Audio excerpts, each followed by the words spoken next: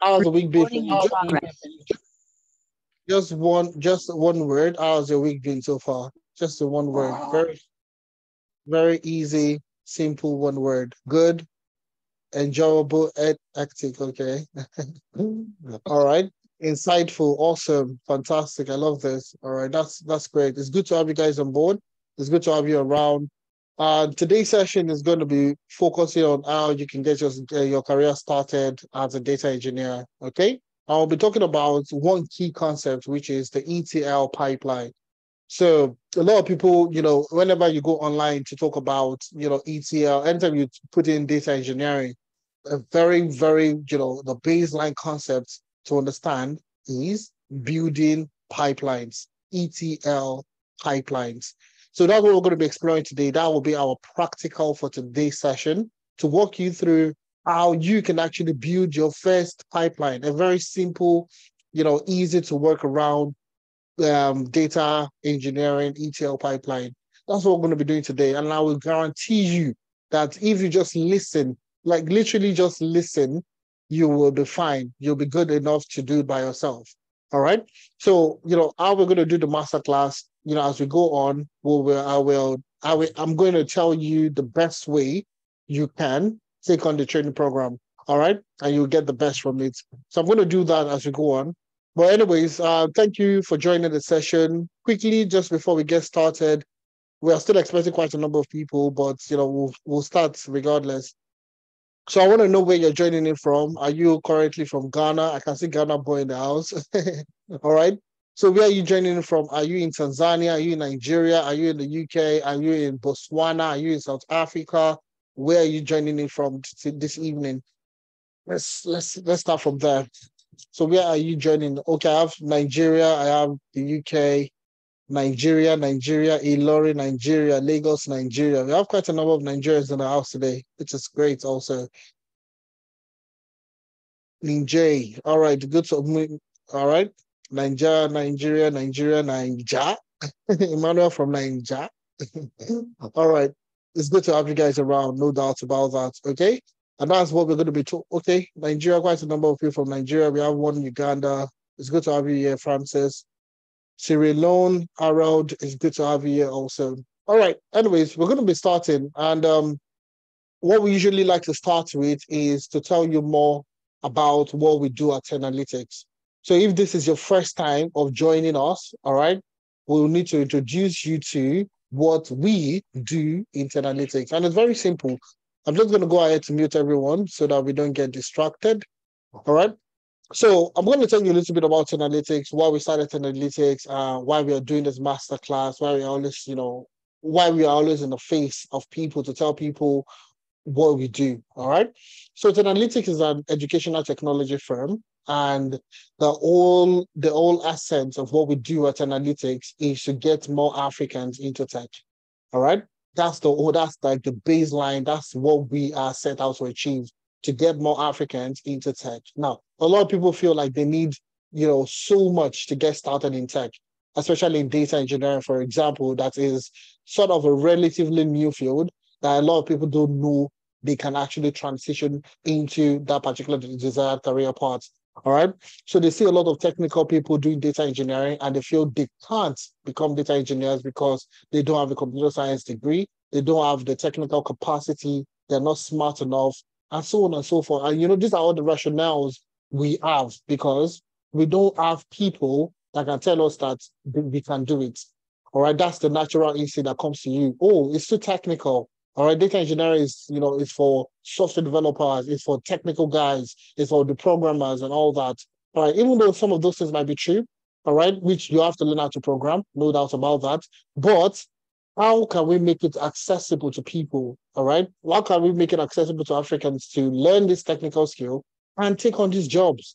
All right, and the beauty about the jobs is these jobs are global. All right, they're global in demand skill sets that if you learn it, you're in Ghana, you learn it, you're in Sierra Leone, you're in Uganda, you're in Nigeria. Once you have these skill sets, you can compete in the global job market. So you're not just learning a skill that is for your local community. It's literally for the global job market. And that's why we're trying to educate more Africans to tell you guys that you can learn this skill and compete globally. All right, not just within your local environment, but you can compete with older candidates, across Canada, US, UK, across Europe, and so on. That's exactly what we're trying to do. All right. So we're doing this, by also leveraging top professionals in the industry. All right. Top professional, the guys at the peak of their careers, coming to you, leverage them to teach, to handhold you as a participant into your desired career path, either in data engineering, business analysis, financial analytics, HR analytics, data analysis, power platform engineering, and so on. All right. So that's exactly what we do. And like I said, the whole baseline goal for us is to get more Africans into tech. So in Nigeria, you're working as a customer service professional. You're in Ghana, you're working as a carpenter, or you're an entrepreneur, you are whatever the case might be. All we are trying to say is you can learn this skill, all right, and compete globally, earn in foreign currency, all right, and all that, or even earn significantly higher than your peers in your, within your local environment. That's exactly what we set out to do, and that's what we've been doing for the past 3 years now. Anyways, we'll talk more about that. All right, we'll talk more about that. We'll come back to that. Okay. So I'm going to jump straight into the main meat of today's session. Okay. So who is the facilitator? Who am I? Who is standing in front of you today? So my name is Ifemena Ipro, co-founder of Tenalytics. So currently, I'm more of a data science contractor here in the UK. So I work with firms, across the UK to deploy data science initiatives, data analytics initiatives, power platform engineering initiatives, and so on and so forth. So that's what I do currently within the UK. And I work with a bunch of startup regulators and also top firms here in the UK to deploy these initiatives. All right. Prior to that, I've worked with the post office as the business data support lead.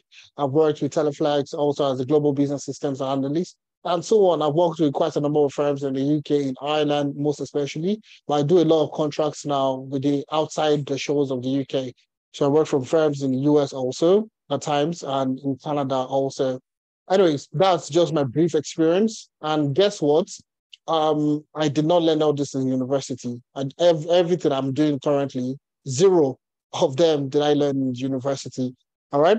So zero of those things did I learn in university. I actually have a degree in economics. So I did my first degree in economics, nothing computer related, and zero computer related. So I did economics, started working as a management consultant, just the same way you probably started with a management trainee in a bank, or you're working as a customer service or whatever it is. I started as a management consultant with, a consulting firm back in Lagos. All right. And, over the years I learned, all right. And that was how I was able to pivot from, the business side into the technical side. All right. And essentially that's why we started Tenalytics, to see, people that are struggling, people that are confidently in the business side. You read psychology, you read pharmacy, you read medical sciences, microbiology, and all that, and you feel like you don't have the skill set to become a data engineer. We at Tenalytics, we are a prime example that you can actually do it. All right. I went on to work for some of the biggest tech firms across the world, made health tech, logistics, and so on.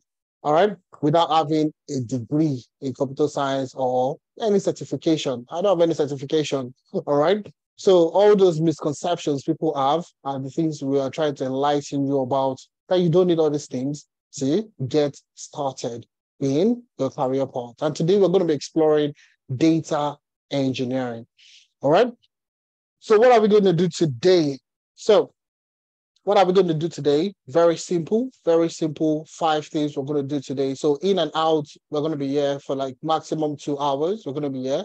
All I need from you is your rapt attention, all right? Just to listen, all right? And ask questions where it needs to be, all right? So the first thing we're going to do is we're going to build a simple ETL pipeline. That's the first thing we're going to do today. The first thing we're going to do today is to build a simple ETL pipeline. That's the first thing. And it's simple. A lot of people, like I said, you feel these things are technical.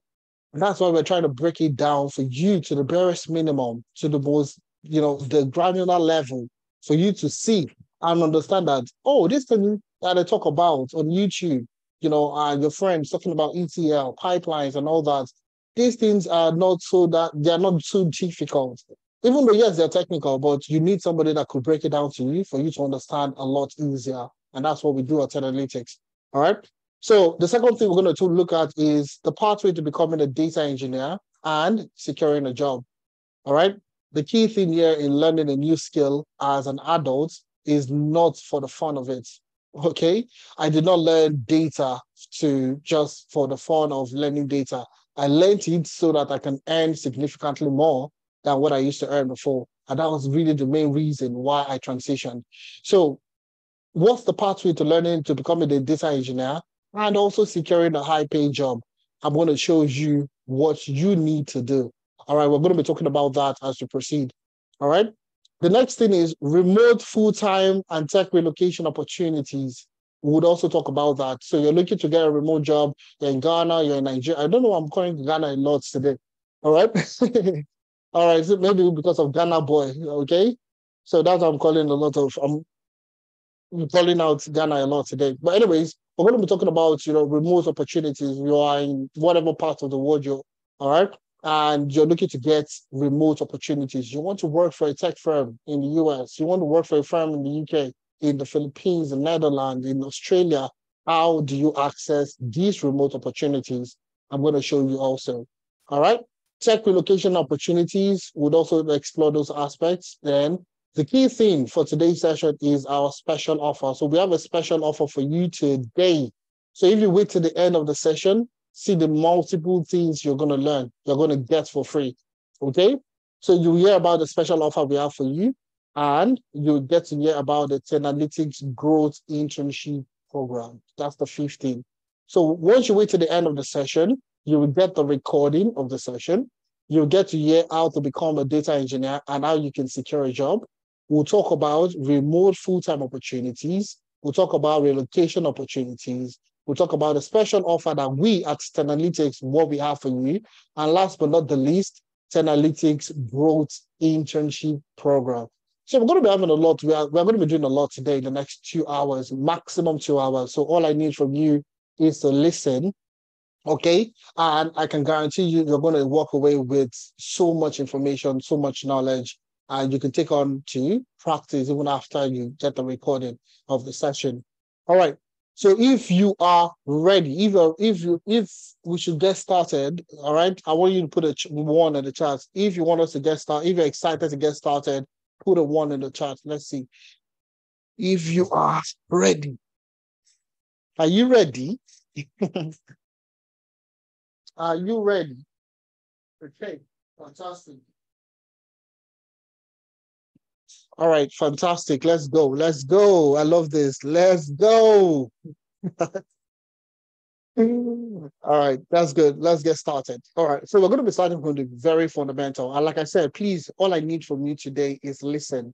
I'm going to do practical, but I would show you how you can deploy the same thing on your own. You'll be able to do the same thing by yourself. You'll be able to build an ETL pipeline at the end of this training program. All I need from you in the next 1 hour maximum is for you to listen, okay? Before we go into talking about how to become a data engineer and so on and so forth. But all I need from you in order for us to do the first part is just listen. Don't practice alongside with me. Just once you get the recording, then you can practice alongside with me, all right? So let's start with the masterclass, okay? The practical hands-on practical masterclass, okay? All right. So now, the first thing you need to understand is what is ETL? Does anybody know what ETL stands for? Does anybody know what ETL, what it stands for? ETL, ETL. Do you know what ETL stands for? Anybody? Extract, RMO, yes. Extract, transform, and load. So you got it faster. All right. So exactly, ETL stands for extract, transform, and load. If you're an absolute beginner, that will sound like jargons to you. It will sound very weird. What is ETL? What are these people talking about? I would explain it to you. All right. So the role of a data engineer, I would also use the ETL pipeline to explain the role of a data engineer to you. All right. So we are all familiar with a data analyst or a data scientist. All right. So you see a data analyst building a dashboard. Okay. You see a data analyst, a data scientist working with data to do, to tell a story, data storytelling and all that. Build dashboard, tell stories and all that about the business. Oh, we're making a loss. Oh, we're making a profit. Oh, we are getting our customer base is declining. That's what data analysts will be doing to tell a story about the business data. All right. So imagine you are a data analyst. So you are that person that is building the dashboard. Imagine you are that person that is building the dashboard. All right. In a bank. And you need to track transactions via the bank's ATM. That's number one. Mobile app, number two. And POS, number three. So you want to be able to track transactions from the ATM machines, from the mobile app, and the POS. All right. So you as a data analyst, you want to tell the bank, oh, our ATM, we're making so much transactional, the average transaction on our ATM is 40,000 naira. Oh, the average transaction on mobile app is 100,000 naira. The average transaction on POS is 5,000 naira. You want to be able to make such kind of informed, you want to pass across those kind of information to the major stakeholders within the business. But now there's a very big issue. There is a very big issue. And that is what we call the data architecture of most systems you work with. Now, looking at the ATM, the ATM will store its data.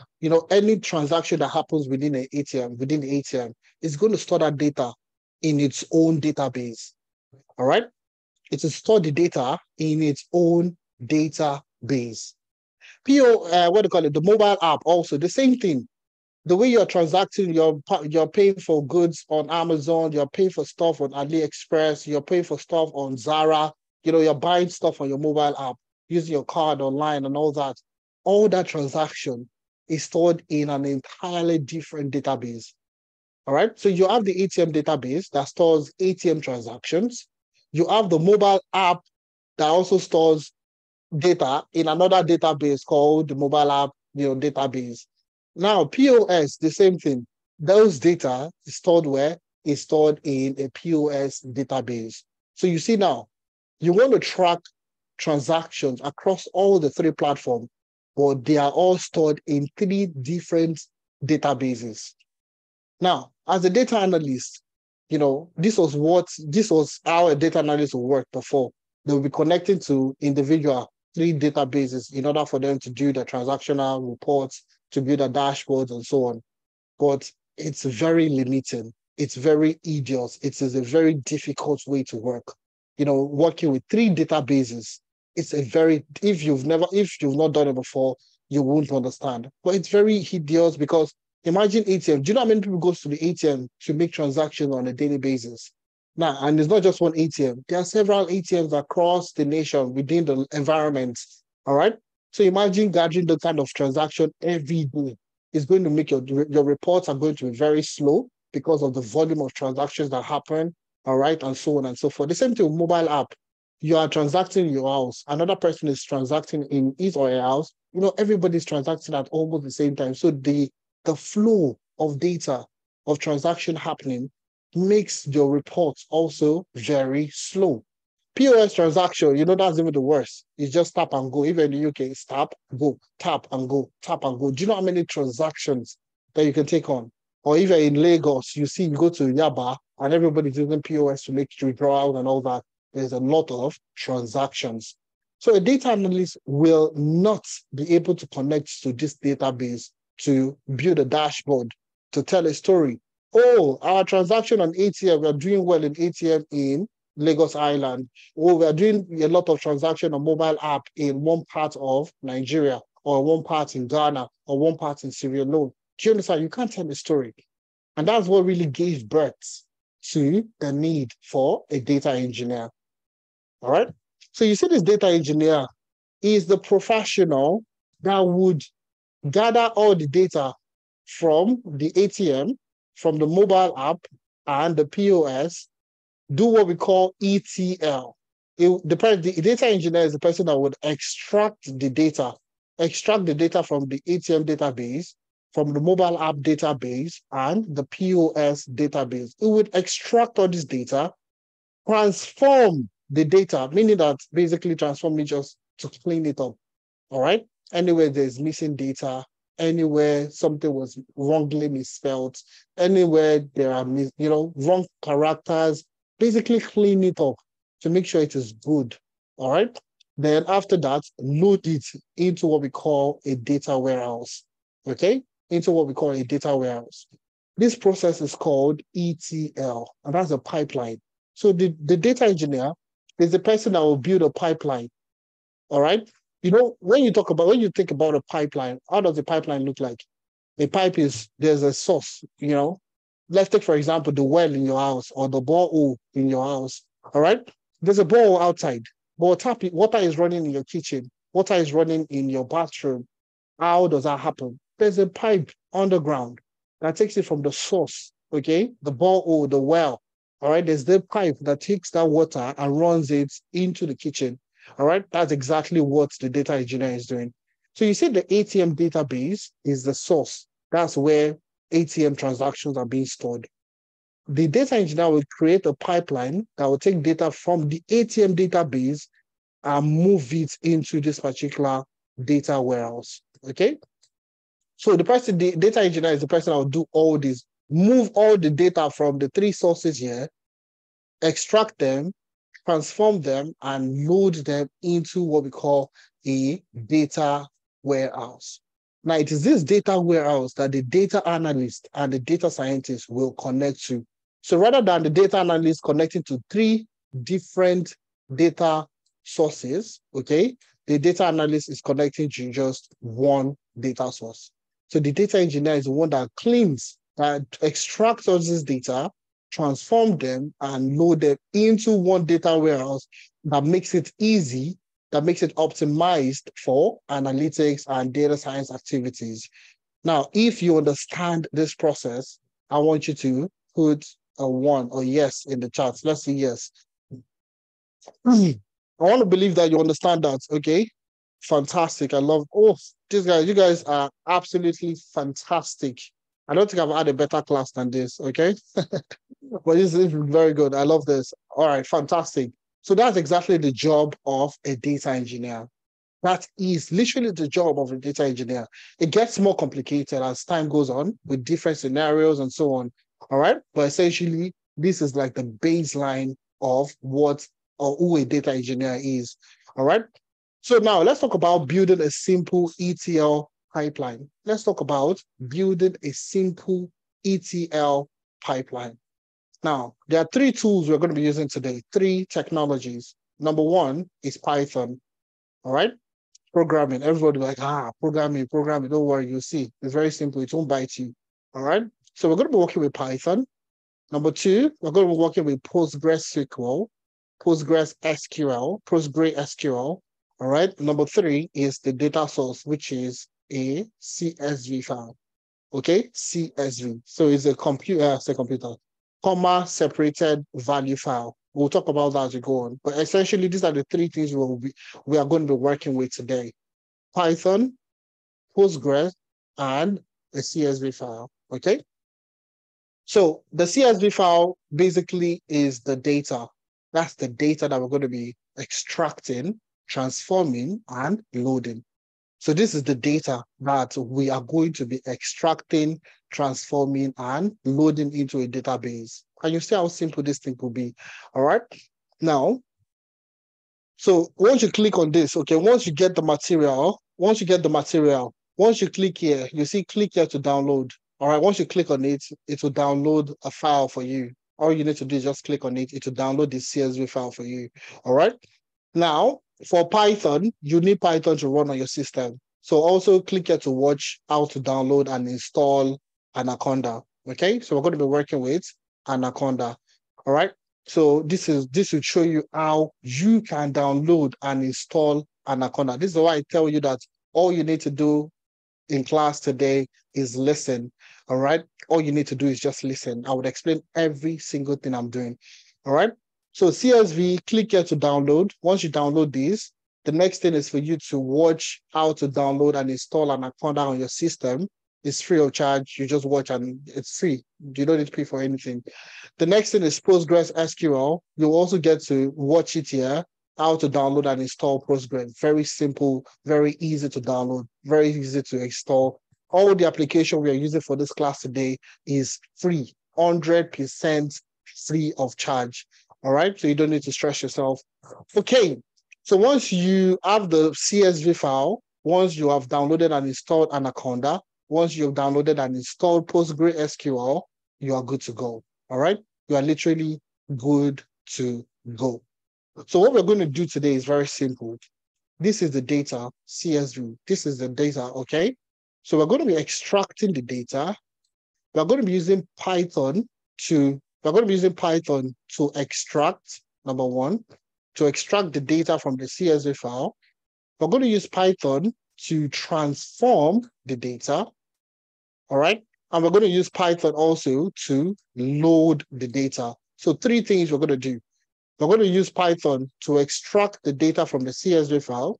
We're going to use Python to transform the data. And we're going to use Python to load the data into a database.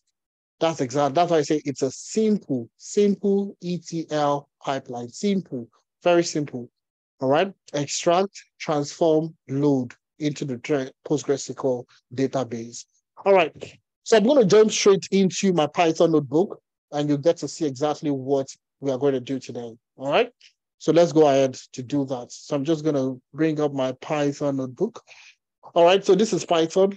Okay. This is Python. Give me a second. Let me just minimize this screen here.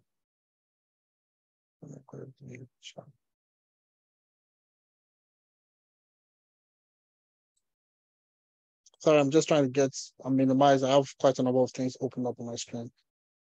Okay. Let's get back. All right. So this is Python. Once you've downloaded and you install Anaconda, all you need to do is type Jupyter on your like you're searching for any other application on your system. Just search for Jupyter, and this is going to pop up. Okay, this is going to pop up. So once you launch it, it's a web-based application.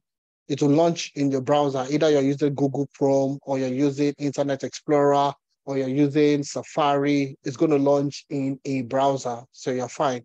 All right. So the video walks you through all you need to do. All right. So once you've downloaded and you installed Anaconda, and you have this page, come to the top right, you will see this new button. Click the drop down, and you see Python 3. All right.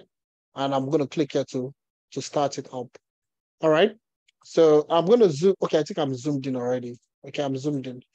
All right. So I'm going to start from the beginning. Okay. And I'm going to walk you through step by step how to build an ETL pipeline. And you'll wonder how easy it is. All right.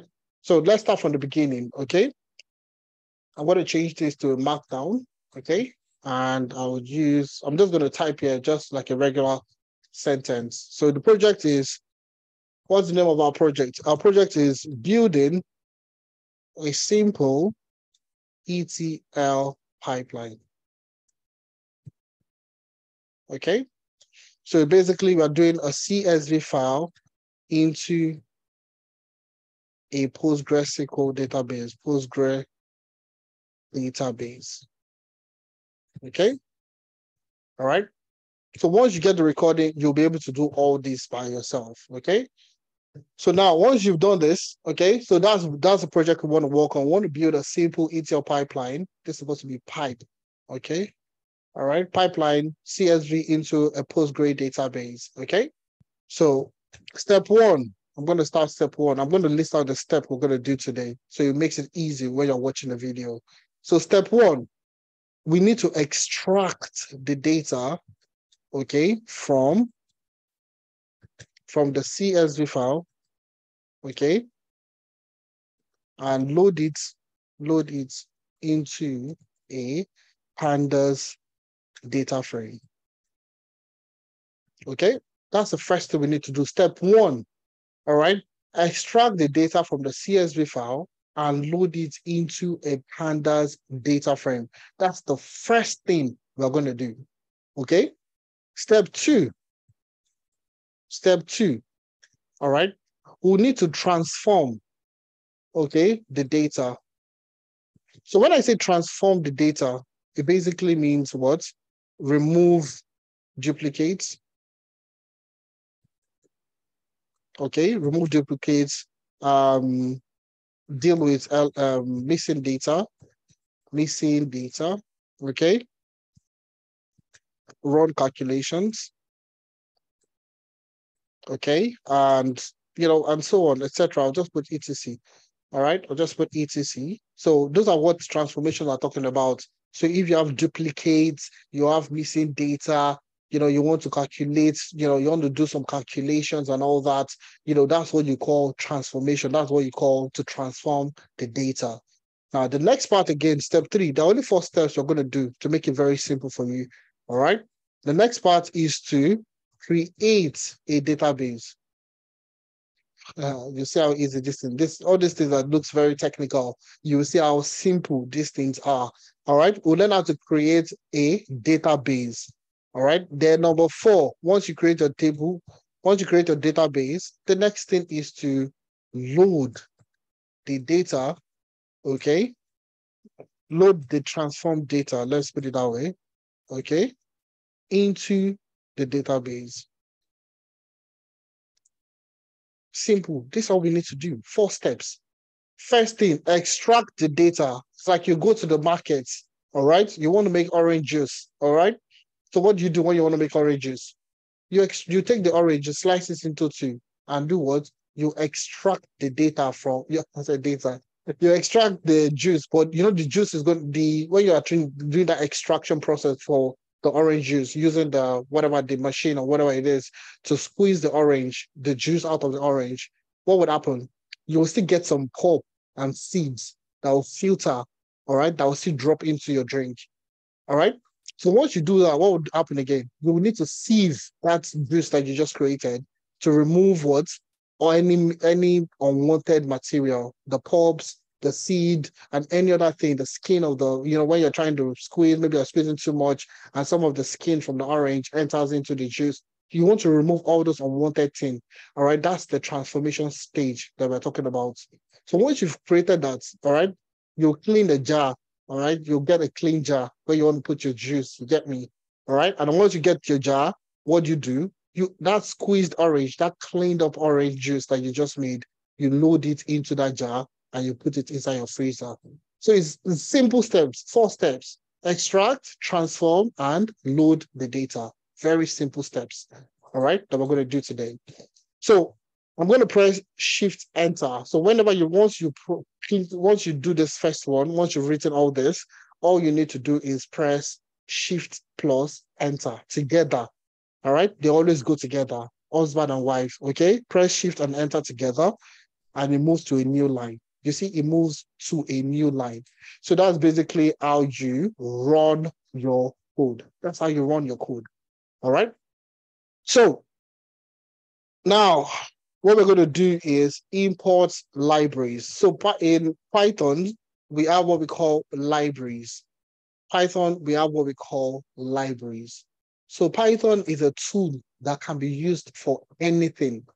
All right, that can be used for various things. I won't say anything, okay? That can be used for quite a number of various things. You could use it to build mobile application. You could use it to build websites. You could use it to do data science. You could use it to do data analytics. You could use it to do quite a number of things. All right. So you see, those libraries allows you to do so many things within within Python. All right. So as a data engineer, some of the key libraries that you'll be working with is called the pandas library. Import pandas as PD. So you see, the pandas library allows you to do what I'll tell you. Don't worry, I'll write everything for you because you guys are awesome. All right. So it's used for data transformation. All right. Data transformation, manipulation, any kind of relation that manipulation. All right. What other shun do you do? What other shun should we put in there? All right. All right. So So we use pandas for data transformation, data wrangling, data manipulation, analysis, and cleaning. So that's what we use the pandas for. Now, a lot of people will be wondering, what is this ASPD? What does it mean? Okay, you said pandas is for transformation, and okay, yes, you can use it to visualize also. Fantastic, that's brilliant. All right. So you see pandas, all right, but you see this as PD is what we call alias. All right, that's what we call alias. So my name is Ifemena Epro. My name is Ifemena, but you can call me EF for short. So rather than calling me Ifemena in full, you can call me EF. That's faster. That's faster to pronounce. That's easier to write. EF. All right. My name is Ayodele, but you can call me AY for short. That's the same thing that we have here. So rather than writing pandas, we have shortened it to just GD. All right. Easy to remember. Okay. Then the other library we're going to be using is Scicop PG2. Scicop G2. So this one is for this library. Okay. I'll tell you. All right. This is for connecting Python.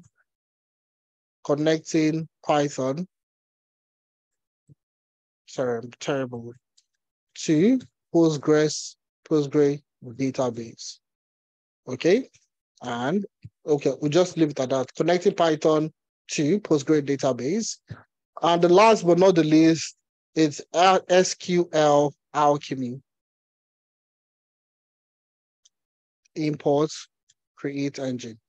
All right. So when we get to the parts where we get to use this, you'll see it's easy to remember, easy to work with. Okay. So for create engine, okay, this is basically to efficiently manage and reuse database connections. All right, because Python currently, Python does not have any connection to any database. Python on its own is a standalone tool. All right, Python on its own is a standalone tool. It doesn't have connection. You cannot connect things to Python. So you see all these libraries that we're using, all right, allows us to connect to external sources. So pandas, we can use pandas to connect to data sets, all right? Take, for example, the CSV file. The CSV file currently, I'm just going to show you where it is in my folder, all right? Currently is in my folder. This is it here. All right, so I'm going to go to my desktop, software technologies. This is the folder. This is the data set. So currently, this Python script I'm writing currently, all right, does not have access to this particular data set. So if I want to bring this data set into my Python environment, I will need pandas to do that. Okay. So that's the essence of working with what we call a library.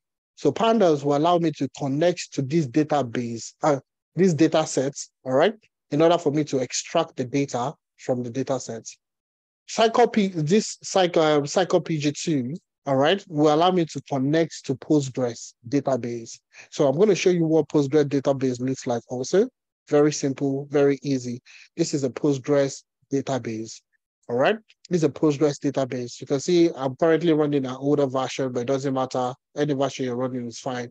All right, so you see this is a database here, and this is the Postgres database. This is a Postgres database. So we're going to be using this Scicop PG2 to connect Python to this database. All right, we're going to be using Scicop PG2 to connect to the database. And that's exactly what we're going to be doing today. I'll press Shift Enter to run again, Shift Enter to run, and that's it. All right, so once you see a 1, it means it ran successfully. All right, once you see a 1 over here, it means it ran successfully. So ensure that you don't have errors. And if you have errors, ensure you type in the correct thing. That's all, okay? Now, let's start with step 1. I'm going to copy step 1. I don't need to type it again. I'll copy it. Step 1. All right, extract the data from the CSV file and load it into a pandas data frame. That's step 1. Extract the data from the CSV file and load it into a pandas data frame. That's the first step we need to do. So we want to take the data from this CSV file. Let me open it up so you can see it. So this is the CSV file, all right? So we want to extract the data from this CSV file and load it into a pandas data frame. So I'm going to show you the data currently. So this is the data. The data is it's somewhat like in an Excel file, okay? So you see it here, you have the employee ID, all right? You have employee ID, all right? You have employee, oh, that's too much. Okay, so you have the employee ID, you have the department, you have the region, education, gender, recruitment channel, so on and so forth. So this is the data. It's an employee data, all right? But now, we don't want to work with this using Excel, all right? There are a lot of limitations working with Excel. I'm not going to talk too much on that because of time, and also we are sticking to the topic today, all right? So we have all the data here, all right? And we want to move this data into what? We want to extract that data currently. That's what we want to do. We want to extract the data from that CSV file and load it into a pandas data frame. So how do we do this? Very simple. Let me show you. So I'll put in here, what should we call it? Let me say data, okay? Data equals to, you see this, I've changed it to pandas as PD. So rather than writing pandas, I will write PD dot read underscore CSV, CSV, open and close brackets, okay? Now, the file part is what I need. The file part, you see this Excel file. This Excel file currently is in my desktop, is in this folder, all right? All right, just listen, don't worry, okay? So you see the soft work. You see soft work here. This is the file. This is the file currently. This is the file. So I want to connect this stuff here, the data, I want to connect it to this particular file. So all I need is what we call the file part. All right. All I need is the file part. Okay. So all I need to do is right click on the file and you see copy as path. That's all I need. Copy as path. That's what I need. All right. That's the only argument I need to be placed inside the brackets. Now, if you right click and you don't see copy as path, if you right click and you don't see copy as path, very simple. I'll show you what to do. Press the shift key on your keyboard. Press the shift key. Don't take your hands off the shift key and right click at the same time.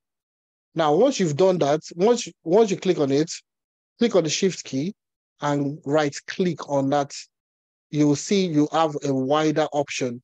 All right. You'll see you get a wider option. So I'm going to do it again one more time. Click on the file.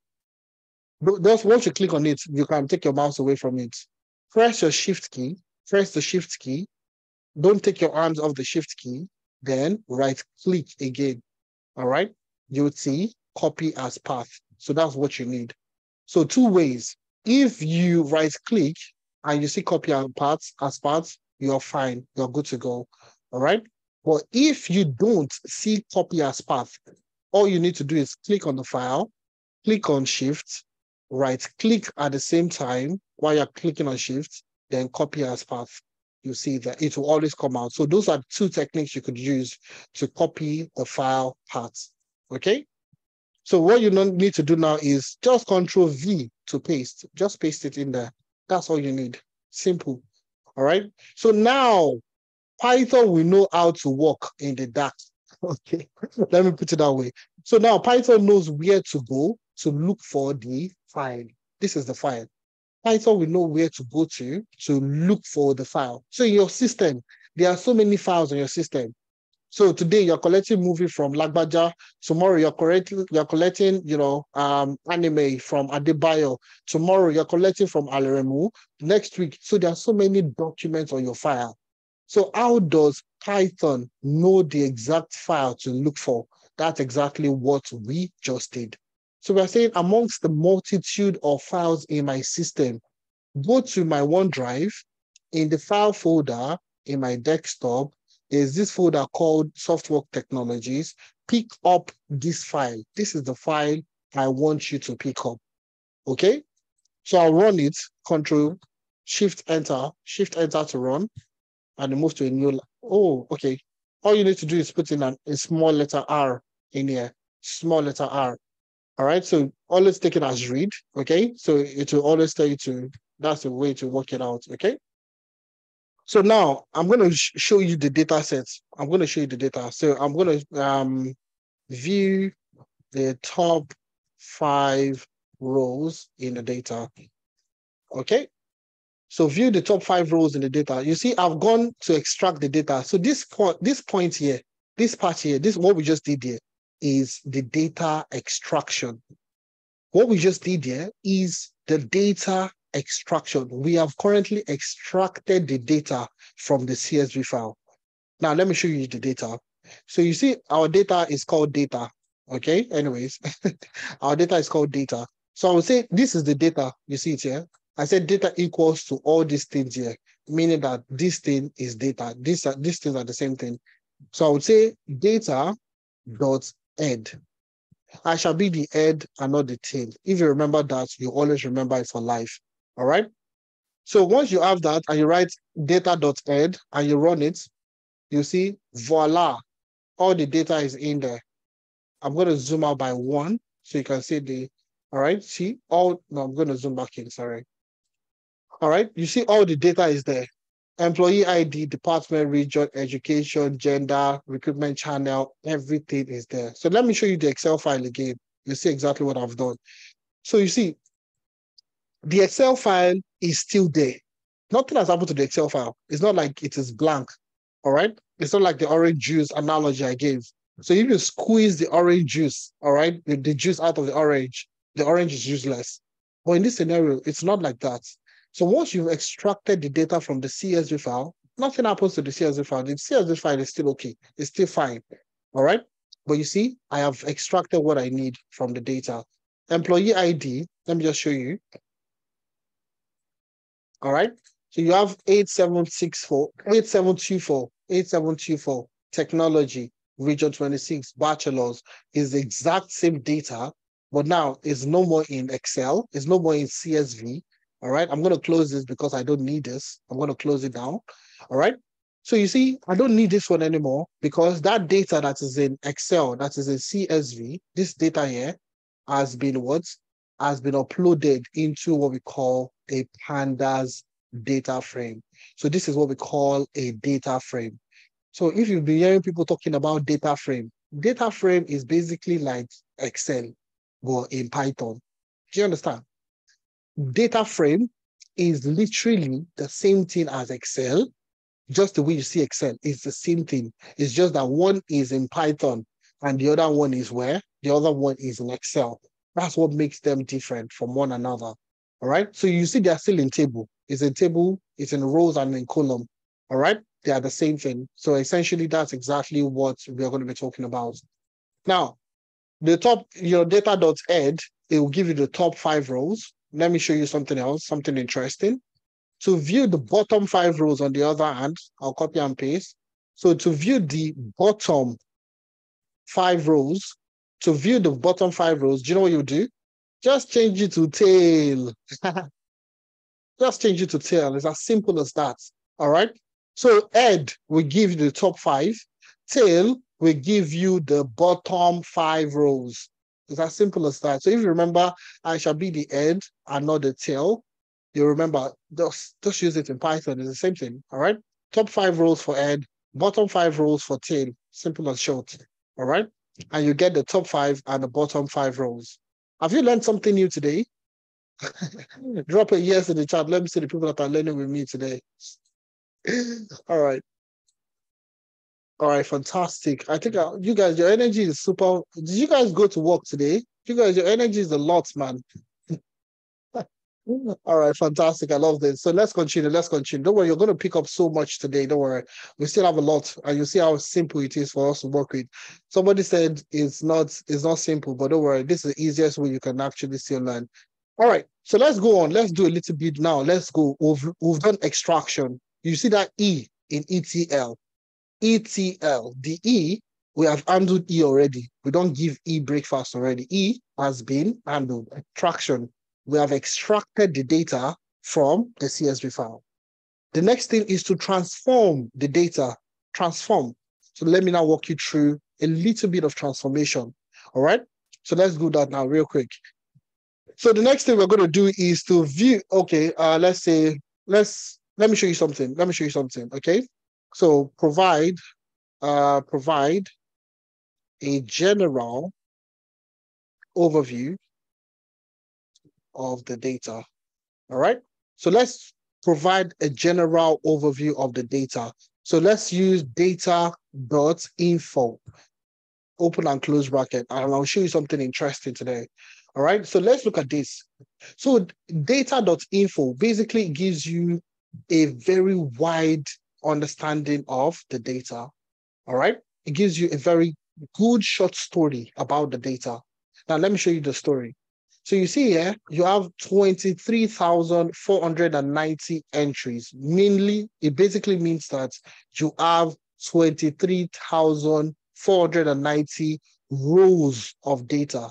23,000 plus rows of data. That's the amount of data that you have. Okay?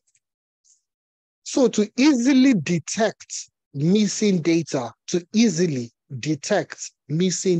me show you how to do it. You see, every row has the same number, the exact same number of entries. So you see 23,490 is the total number of rows that you have. All right. Employee ID is a column. All right. And it has what? 23,490 rows of data. All right. None, meaning that there is no missing data.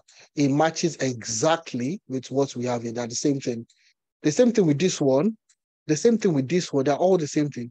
But now look at education column. Looking at the education column, there is something fishy. Something fishy going down, like Davido said. All right. All right. So 22,456. Something is going wrong there. Something is wrong there. Education. Why are you not complete? Education. Tell me, why are you not complete? That's the question you need to ask. Everybody is 23,490, but your own turn, you are 22,456. Something is wrong somewhere. All right. Let's look at another one. Previous year rating. Okay. Previous year rating. You see, previous year rating also has 21,678. All right. So that's how you can easily detect columns that have missing data. All right. That's a very quick, easy way to detect columns that have missing data in them. All right. So now let's deal with missing data. This is the transformation stage we are now doing. All right. This is the transformation stage. Abracadabra, that we want to do. We want to transform the data. We want to clean the data. So what we're going to do is I'm going to show you how to explore missing data. Okay. Within your data. Within your data. If that's the correct way to say it, I'll start writing that way. You will understand it. All right. So we're going to say data, which is our data, dot is null. So we're looking for is null. I want to add all the missing values together. Sum. When you say to sum something, to add. So basically, we are saying that in this data, we have missing data, and all we are doing is to sum them up. Okay, so let me show you. Let me run this. You see this. In education, we already spotted that education has a different number with the rest of them. All right, everybody had 23,490. Education had 22,456. Now you can see missing data. In terms of missing data, education is missing what? 1,034 data. We have 1,034 missing data in the education column. Let me show you in the Excel file so you understand exactly what I'm talking about. I'll open it one more time and you'll see it for yourself. All right, just give it a second. I actually just want you to see. It's easier said than done. So I'm just going to add a filter to this. All right, I'm going to zoom in a bit. So education is what we're looking at. All right, you see you have blanks. Blanks is what we call missing data. So if I unselect and I select blanks, all right, you see I have blank, meaning that it is missing. Nobody knows what they are. All right. So now if I should count it, you see you have 135, but because of the header, okay, I'm counting the header, that's why it's 135. Well, essentially it is 134. All right. So basically we have missing data in the education column, and we also have missing data in another column. There are two columns, previous year. All right, you see another blank here. You have blanks. So these are what we call missing data. So in your data, it just doesn't exist. It's nowhere to be found. All right. So in this kind of situation, you need to deal with missing data. You need to deal with missing data. All right. So basically in the education column, we have 1,034 missing data. And in previous year rating column, we have 1,812 columns, 1,812 data that are missing. All right. That's exactly what is going on. Right. Now let's deal with missing data. Let's deal with missing data, because we can't have missing data in our we need to treat it. Okay. So first of all, let's take a look at it. Let's take a look at the missing data in the education column. All right. Let's take a look at the way we did it in Excel. I'll use Python to do it. So you see how easy it is to do it in Python. So I would say data, okay, square brackets. So whenever you want to filter in Excel, you just click a drop down and you see you cannot select the blanks. But in Python, there's no drop down, unfortunately. So in Python, we have these brackets act as what we call filters. This bracket, you see the square brackets? They act as filter. So I say data, filter for data, the column education. All right, the column called education. All right, dot is null.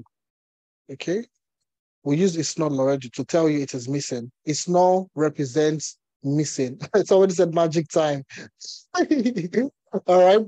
But basically, just know that these things are easy to comprehend. Basically, this is our data.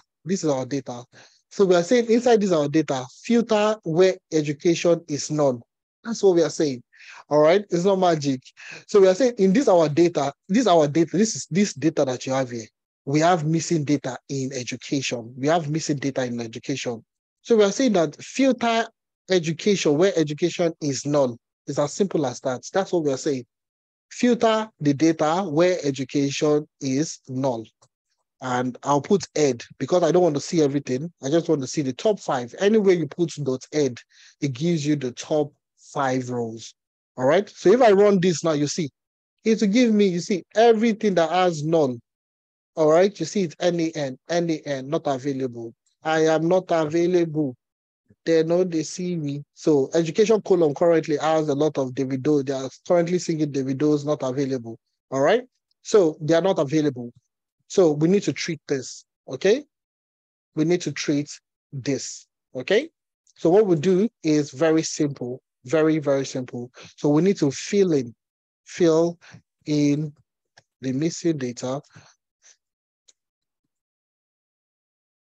in the education column. Column. So people say it's column. Column or column. I'm not sure now. Is it column or column? Which one is it? You guys should tell me in the chats. All right. So you see this. We need to fill the missing data, all right, in the education column. Is it column or column? Now I'm confused. All right. So any will do. Okay, no problem. So let's fill the missing data in the education column. Very simple. straightforward. So we say a data square bracket education. So we're concerned about the education column. Education. All right. So we're concerned about the education column. I would say dot fill NA. Okay. Fill NA basically is used to replace missing values or replace missing values, to replace values and all that. Okay. So I'm going to replace it with unknown. Okay. So rather than leaving it blank, all right, I'll replace it with unknown. All right. And I would say, comma, in place equals to true. And that's it. So I'm not going to waste too much time. I have missing data in previous year rating. I have missing data over here. So I'll do two of them at the same time. So I'm going to do this two of them at the same time without wasting too much time. All right. So you can take out your time to check out the missing value in the previous year rating. It's almost the same way. You can do the same thing. But I'm just because of time, it's easy for me to do it almost at the same time. So I'm going to copy this, all right, and paste it. So instead of education, I will change it to previous year rating, all right? And instead of unknown, I'll put 0, okay? Because year rating is a number, okay? Previous year rating is a number. So if you look at it, previous year rating is what? Is a float. And a float is a type of a number. So let me show you. Let me explain that. Pen. Okay. I don't need pen. Let me see. Epic pen. Sorry, give me a second. I just want you to understand the different data types you have in Python. So you see you have integer and you have floats. Okay. These are both numbers. Okay, they're both numbers. So this one is whole number. Whole number. So anything that doesn't have decimal points, integer is anything that doesn't have decimal points. Float has what we call decimal point. Decimal point, essentially. So float is decimal point number. Okay, floats are decimal point numbers. All right, floats are decimal point numbers. Integers are whole numbers. Now, if you look at that data inside, you see this whole number, no decimal points. Previous year rating, float. Previous year rating is a float, which is a decimal point. So you see 3.0, 5.0, and so on and so forth. So that's why I am using 0. I'm not putting text, okay? So education, fill with unknown. So education, anywhere it is blank in education, put unknown there, meaning that we don't know their education. And previous year rating, rather than leaving it blank, all right, put 0. That's what we are saying. All right, that's literally all we are saying. All we are saying is where education is blank, put unknown. Where previous year rating is blank, put 0. Simple and short. All right, shift enter to run. Okay, and now I'm going to run this again. This code here, I'll run it again. You see, nothing will be blank. I won't get any blanks in there anymore. You see, I now have a cleaned up data set, no missing data, because I have cleaned it up already. Because I have cleaned up the data, all right, replacing the missing data with unknown and 0. So I've done that. This is the transformation stage that I have done. All right. So this is the transformation stage I have done. So let's do status check. E, extraction, check. C, transformation to clean up missing values and all that. Check. The next thing is to what? To load the data. All right. The next thing is for us to load the data. That's all we need to do now. We have extracted the data. We have transformed the data. The next thing for us is to load the data sets. So now all we are saying is to load the data sets. So load the data sets into the database. That's it. That is it. It's as simple as that. All right. So load the data set into the database. That's what we're going to do. So the first thing is we need database credentials. Okay. All right. database credentials. So let me just create new cells beneath that so you can see it properly. Credentials. All right. So you see, your database is like your bank account. Your database is like your bank account. All right. It's like your mobile app, your banking app. Nobody can get access to your banking app. If you want to get access to your banking app, what do you need to do? You need a username, you need a password. All right. And sometimes they even ask you for OTP and all that.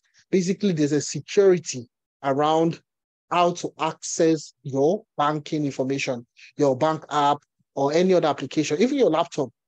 All right. In order for you to on your computer, your office laptop, you need a username and a password. So it's basically security purpose. So you see, this is my database I'm going to show you now. You see, this is my database. You see this database. I have credential, I have password, I have username, password in order for me to access this database. All right. So in order for me to load my data into this database, I need my database credentials. So in order for me to send you money, I need your information. I need your name. I need your bank account details and some other information that's, source code, Swift code, depending on how I'm making the transaction. So I need those credentials. So in order for me to load my data into my database, all right, so that anybody cannot just have access to my database and be taking my data, data security and all that, I need to provide a security, security architecture around it. So I'm going to talk to you about the database credentials, and everything is simple to get. Let me show you. I'll show you my own, okay? I'm a very open forward guy. I know the hide things. I don't hide anything. Anything that is mine is yours, okay? So let me show you how you can get the access. You can get this information. So right click where you have Postgres, okay? Right click on it and you see properties, click on properties and you see it here. Everything is there. The name of the database, Postgres SQL 15, server group server, so on and so forth. Connection, you see the host name, the ports, and the username, okay? The only thing I'll not show you is the password, okay? But I'll show you every other thing. Just the username is password. Your money is my money. that one is my own money. All right, I love that. That's good. I like people that understand you more. That's good. I love that. All right, database credentials. And thanks for the kind words for all the people speaking. You guys are awesome. I won't lie to you. On a Friday, you guys are with me, so that's great. I really love that. All right. Database credentials. The first thing is DB underscore username. That's database underscore username. That's the first thing we need. We need another database underscore password. We need a password. All right. We need the database, what else? Host. I showed you host. And we need database underscore ports. And last but not the least, we need the database underscore name. All right. So username, and like I said, everything is provided already. So all you need to do is you can copy and paste. You can see DB username. This is it here. Username is Postgres. All right. You can literally copy it. Just copy and you could just type it. Okay. Okay. So I'm just going to, Postgres. Okay. Password, that one I will not show you that one. That one is my own. All right. Host name, you see there, host is what? Host name is local host. So I'll just put local host in there. Okay. Okay. Port is 5432. If I'm correct. Yes, 5432. That's the port. DB name. All right. Database name. Okay. Database name, you see there also. Database name, you see it's maintain database Postgres. All right. General, you see Postgres. They're almost the same thing. All right. So over here, database name. Did I just close Postgres? Postgres. Sorry, you put it in quotation marks. Postgres. All right. And that's it. Postgres. All right. So now for the password, I'm going to put in my password, but I will not show you my password. All right. So just bear with me for like 2 seconds. Okay. So you don't see my password and you don't steal my money. Okay.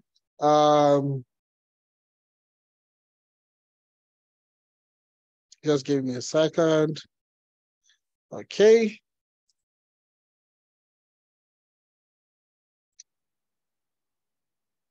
Okay, so password equals to password. Okay, so I've assigned it a new variable. So that's why. Let me just ensure that I run it. Okay, okay, that's good. It ran perfectly. Okay, so you know this you saw it's impossible.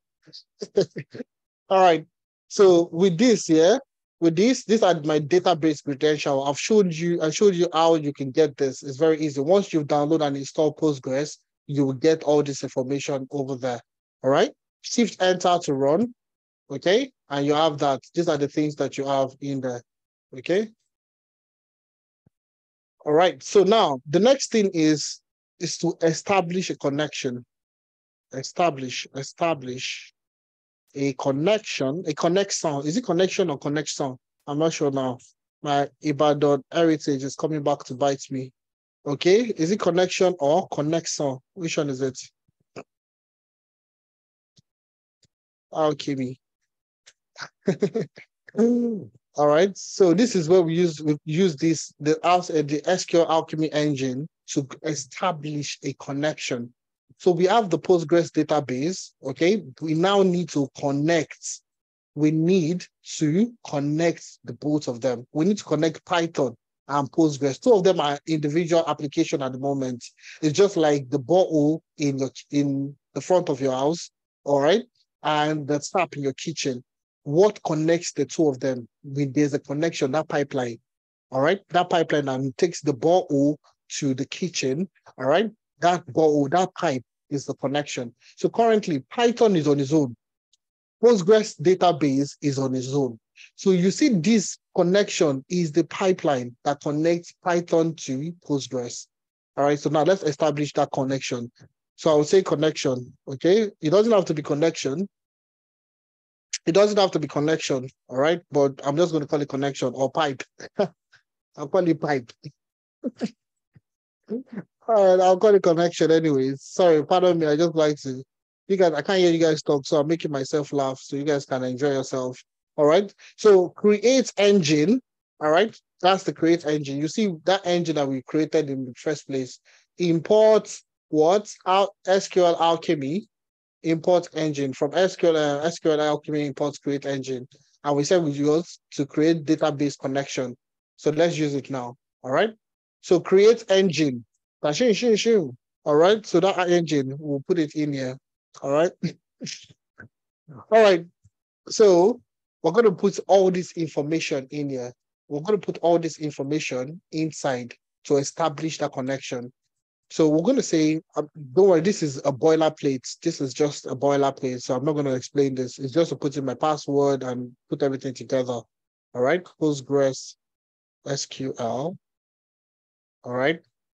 2// okay, then curly brackets, we'll pass in the database username first of all right, database username is the first thing, then we'll pass in curly bracket again, we'll pass in the DB password, DB underscore password, okay, that's the database password at the port. We need the port's address, so DB underscore host, sorry, on that curly brackets is what I'm looking for. Curly brackets, DB underscore host. Host. Why am I using? Why is it coming out as square bracket? Okay, yeah, sorry, I was not pressing my shift key properly. Okay, DB underscore host, semicolon, curly bracket, DB underscore port. Okay, then DB underscore name, which is the name of the database. All right, so this basically is a boilerplate, okay, to establish, use all the credentials, using all the credentials to establish a connection. That's literally what we are doing. Did you miss an S in the PostgreSQL? Where's that? Postgres. No, it's correct. I'm not sure which Postgres. I will confirm once I run it. If it doesn't run, I'll confirm again. Okay, so this is exactly what we need to write to, using the credentials to access the database. That's literally what we want to do now. Shift enter. Okay, DB password. So you see, to always tell me if I'm wrong. So I'm correct. Okay, it's correct. You made a mistake in spelling in password. Yes, okay, yes, that's correct. Thank you very much. You guys are following. You guys are too much. I won't lie. All right. So now to conclude, we have this line is the pipeline that people are always talking about. That connection, Python to database. This is the connection. This is the pipe. All right. This is the pipe. Now we need to allow data to flow. That's the next thing. All right. So you have the ball in front of your house and you have the pipe in your kitchen. All right. So once you turn on the tap, water will start to flow. So now we have created that pipe. Okay. Now is to turn on the engine, to turn it on, to ensure that this data currently will move from Python into the database. So let me show you the database so you know that you won't say that if a mena is magic, you're lying. There's not. So I'm going to show you the database. So this Postgres database, you see the schema, you see nothing is in the schema. There's no table in the schema. You see table is empty. Table is empty at the moment. There's no table in the database, 0. So let me create a table now. Let me create a table. I will right click, create a table, and I'm going to call it emp_table, employee table. I'm going to call it emp_table, and I will save it. So this is the only table that I have here. This is the only table that I have here. Empty table. I just created it. It is an empty table in my database. Now, the next thing is for me to load the data sets. The next thing is to load the data sets into the Postgres database. That's the next thing I need to do. Very simple. All right. So now what I will do is, I don't know why this is always coming out. All right. So what I will do is, data is my data. I've been using data all the way. All right. Data dot to SQL, to _SQL, open brackets. Now the table name I created is what? Emp table. That's what I called it. Emp table. So I'll come here and I'll type in emp_table. Okay. Emp_table, comma. This connection that I created is the connection that I want to use to move the data. So I would say connection. All right. That's comma. If the table exists, I would replace the table. All right. Comma, and index equals to false, capital F. All right. And once you're done with that, you need to close the engine. Every time you open the engine, anytime you're on your engine, you need to close it. Close the connection. I would say that, close the connection. So I would say what? Connection dot dispose. And I'll close it. Now you see, once I run this, it's going to move my data, this data, all right? It's going to move that data into my database, all right? It's going to move that data into this database table that I created. So let me run it now. All right? And you see, I get my confirmation, no error. I don't have any error. So it looks as if nothing has happened. It honestly looks as if nothing has happened, but the connection has been established and the data has been moved. So now let me show you. I'm going to refresh my database. You see refresh, right click on database and refresh. I want to refresh it like 2 times just to be sure that everything is moved. All right. All right. So I'm going to go to Postgres and I'll go to what we call query tool. Okay. I'm going to create what we call a query tool. Now I'm going to teach you a little bit of SQL, very simple, basic SQL. So I'm going to say select star. Star means everything. Star boy Wheezy. You get me? All right. Where's my star? select star from, the name of our table is what? Emp table, correct? The name of our table is emp table. So I'll say select everything from the emp underscore table. I'll go the, all right. And I go the run arm like that.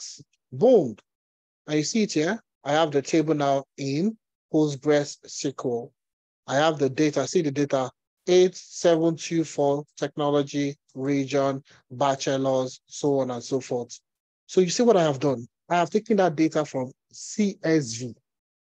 I've taken that data from the CSV file into a pandas data frame. I extracted the data. All right. What did I do next? I transformed the data, replacing missing values. And after that, I loaded it into a Postgres database. That's exactly what we did. All right. So you see the data here. This is it here. See the data that was in CSV. We've created a data pipeline that would always extract data from that CSV file and load it into this database. So you can write as many SQL syntax that you want to write here. I could say select, all right, select department, select education, all right, select education, gender, all right, and lastly, age, all right, from employee data, employee table, where, let me see, where department is equals to technology. Technology.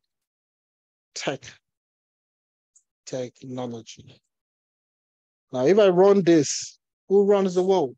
If I run this with the play button, you see now, you see it only gives me the department, the education, gender, age from the employee table, where department is equals to technology.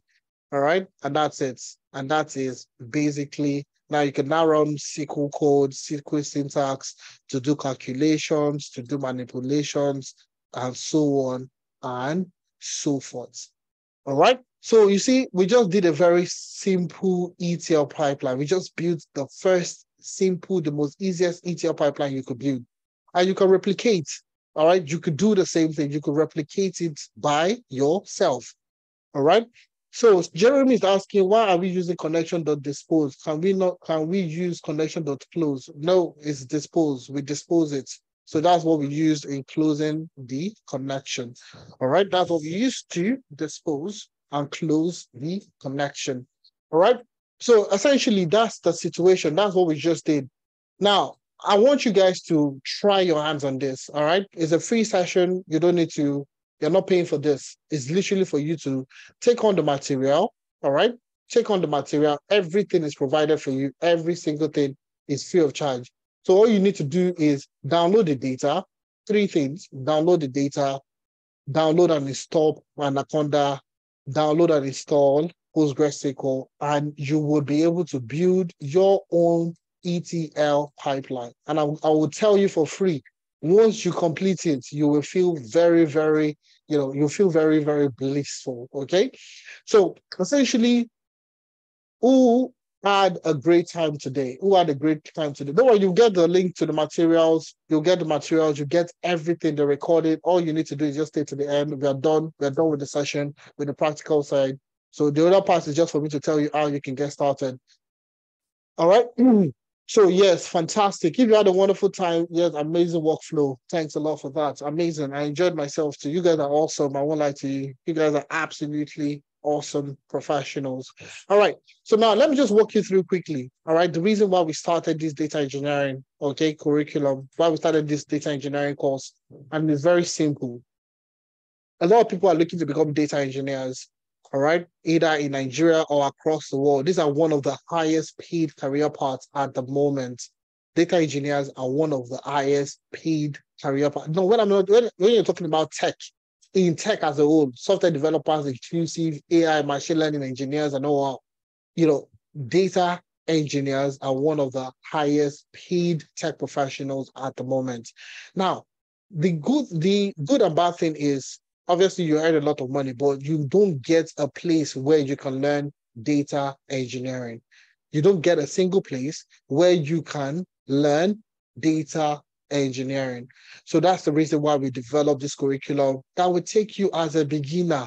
Even if you've never done it before in your life, we're going to teach you from the basics, all right? Starting from Python to SQL to everything you need to learn, all the way to using GitHub for version control, CI/CD, Airflow for orchestration, for automation, and so on. All right. That's the reason why we started to say that we need to get more Africans interested in data engineering, not just get them interested alone, but also get them into top tech jobs across the world.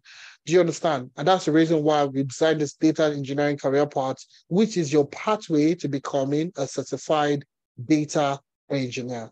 Now, let me walk you through what you'll be learning or what you'll be working with. So the training program is 100% virtual, 100% instructor-led. You'll get a professional like myself that will be walking you through the nitty-gritty of what is data engineering and, practical-based courses that would help you, proceed in your career. So it's 100% virtual, just the way you are on your bed, you're relaxing after a stressful week on a Friday, and you're listening to me. I'm happy you're doing that. All right. It's going to be virtual instructor-led like what we're doing at the moment. So secondly, it's going to be hands-on practical. So you see what we did today, that we used a case study to explain certain concepts. That's exactly what we will be doing during the training program. So it's going to be hands-on practical session with videos, exercises, and projects where you'll be working on 24/7. All right. You would have lifetime access to the material and the experts. So even for the masterclass, the materials that we're going to provide to you, you would have access to them for a lifetime. So I would always keep updating all these materials just to keep you abreast of what the new technologies are being used. All right. So for the training program, it's 20 classes with over 50 topics. Because it's data engineering, you're going to be starting from the rudiment, which is data architecture, what's the data, the data types, and basically, what's a Snowflake schema, what's a star schema, what's normalization, basically from the foundation. So you would cover over 50 topics, and you'll be having over 20 classes where you'll be learning, fundamentals from basic to intermediate/advanced aspect of data engineering. Now, in terms of average salary, the average salary of a data engineer in Nigeria at the moment is 8 million naira, all right, per annum, all right, not per month, okay? And in the UK, it is 52,000 pounds in the UK. So if you're based off in the UK or you're in the environment of UK, Ireland, the average salary of a data engineer in the UK is 52,000 pounds. Now, for the training program, you will be adding 10 projects to your portfolio. So you'll be starting a portfolio and you'll be adding over 10 projects to your portfolio. 52,000 pounds per annum. Thank you. All right. I wish I was earning 52,000 pounds per month. All right. Anyways, moving on, you'll be adding 10 projects to your portfolio. Like I said, it's going to be hands-on practical sessions. All right. And these practical sessions would involve into projects that can be added into your portfolio. 100% job feasibility. We'll work with you, and I'll explain that better as we go on. 100% job visibility, prospect visibility, industry relevant certification, and the training program is for 3 months. All right. We have the training program for 3 months, and it comes with a 1 month free internship. Sorry about that. It comes with a 1 month free internship.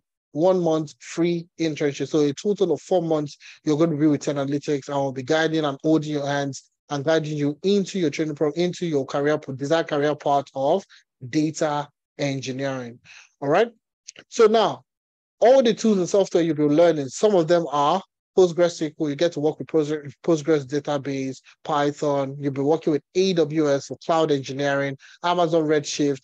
You'll be working with pandas, Amazon S3 bucket, PySpark, Apache Airflow, GitHub, Linux, ChatGPT. These are some of the technologies that you'll be working with.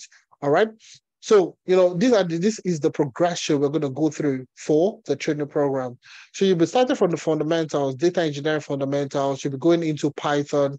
You'll be learning Python. You'll be learning SQL, DDL, DML, and DQL. They all stand for data definition language, data manipulation language, and DQL is data query language. So you'll be starting from the basics. all right? And you'll be working your way up to the top. So once you finish your SQL, you'll be moving to Linux. You'll be working with data modeling, pandas for data manipulation and so on, PySpark, all right? You'll be moving to Apache Airflow. You'll be working with AWS. And last but not the least, you'll be working with GitHub for version control and CI/CD, all right? So you see, this is the progression you'll be working with. And like I said, it is literally for beginners, all right? So let me walk you through one more time. How do you become a data engineer? From the basics, you do an intro to data engineering. That's how you start. Introduction to data engineering. Python and SQL is the next thing you will be learning. Okay, so we learned a bit of Python and SQL today, but we'll start from the basics, and I'm going to show you the basics. I'll show you the classroom, I'll show you the materials, I'll show you the classes, all right, that we have. So we start from the basics, teaching you Python, then we teach you SQL, then we combine the two of them, Python and SQL together, because that's like the key technologies you'll be working with as a data engineer. The next thing we'll be working with is batch commands and version control, all right? And you'll be learning what? Linux and GitHub, okay? You'll be working with Linux and GitHub. Now, the next thing is data modeling. You get to work with data modeling, build a data architecture, work with star schema, snowflake schema, normalization, first normal form, second normal form, third normal form, and sometimes fourth normal form, all right? You would also be working with pandas for data transformation and so on. Thereafter, you move into Apache Spark for data transformation and working with big data. All right. Thereafter, you work with data extraction. Then you move into data cleaning and transformation. You work into Amazon, Web Services, which is cloud computing. So you get an introduction to cloud computing. All right. You could get to work with AWS Web Services for cloud engineering. All right. Then last but not the least, you get to work with data pipeline and orchestration. Basically, you see the activity that we did today, the pipeline we did today. So the data is moving, the pipeline was moving data from a CSV file into a Postgres database. Now, every day I need to do this. All right. So manually, I would need to run it. I would need to run it manually. All right. But I can automate it. All right. So that anytime I get to work, 9 o'clock every day, run this particular code. Every 9 o'clock every day, run that piece of code. How do you automate? That's what you'll be doing in the data pipeline and orchestration. So you need to orchestrate to do everything. So once you're done with that, you now become a master data scientist. Once you're done with that, you become a master data scientist. So this is the progression we're going to go through. And I'll tell you for free that it is designed for beginners and professionals alike. Okay, so if you have experience as a data analyst, as a data scientist, and you're looking to upskill yourself, this training program is designed for you. All right. Even if you are a beginner, you're just getting started, this training program is also designed for you. And I'll show you exactly why. All right. So you see from the beginning, it's going to start from the fundamentals. Okay. It's going to start from the fundamentals. Okay. I'm just going to get my pen real quick. All right. So you see, it started with fundamentals, introduction to data engineering. Why data engineering? So even if you're an expert, we're still going to take you through the basic concepts. All right. What is big data? All right. What's the 5 V's of big data? Data engineering concepts, relational database. What's a relational database? What's a data pipeline? What's the difference between a database, a data lake, data warehouse, data marts, and Delta Lake, and so on and so forth. So basically introducing you to the training program. When you get into Python, you start from the basics, which is data type and structures, comparison operators, file handling, and so on and so forth. These are the things that you get to learn, all right? Basic, and you keep moving up, the ladder and so on and so forth. So you see all the materials are there, okay? All the materials are there and you get to work with that. You get to work with everything. So everything that we have here has been designed to take you from beginner to intermediate advanced level in data engineering. So everything from one, and you get the slides, you get to work with this, everything, you get to work with everything.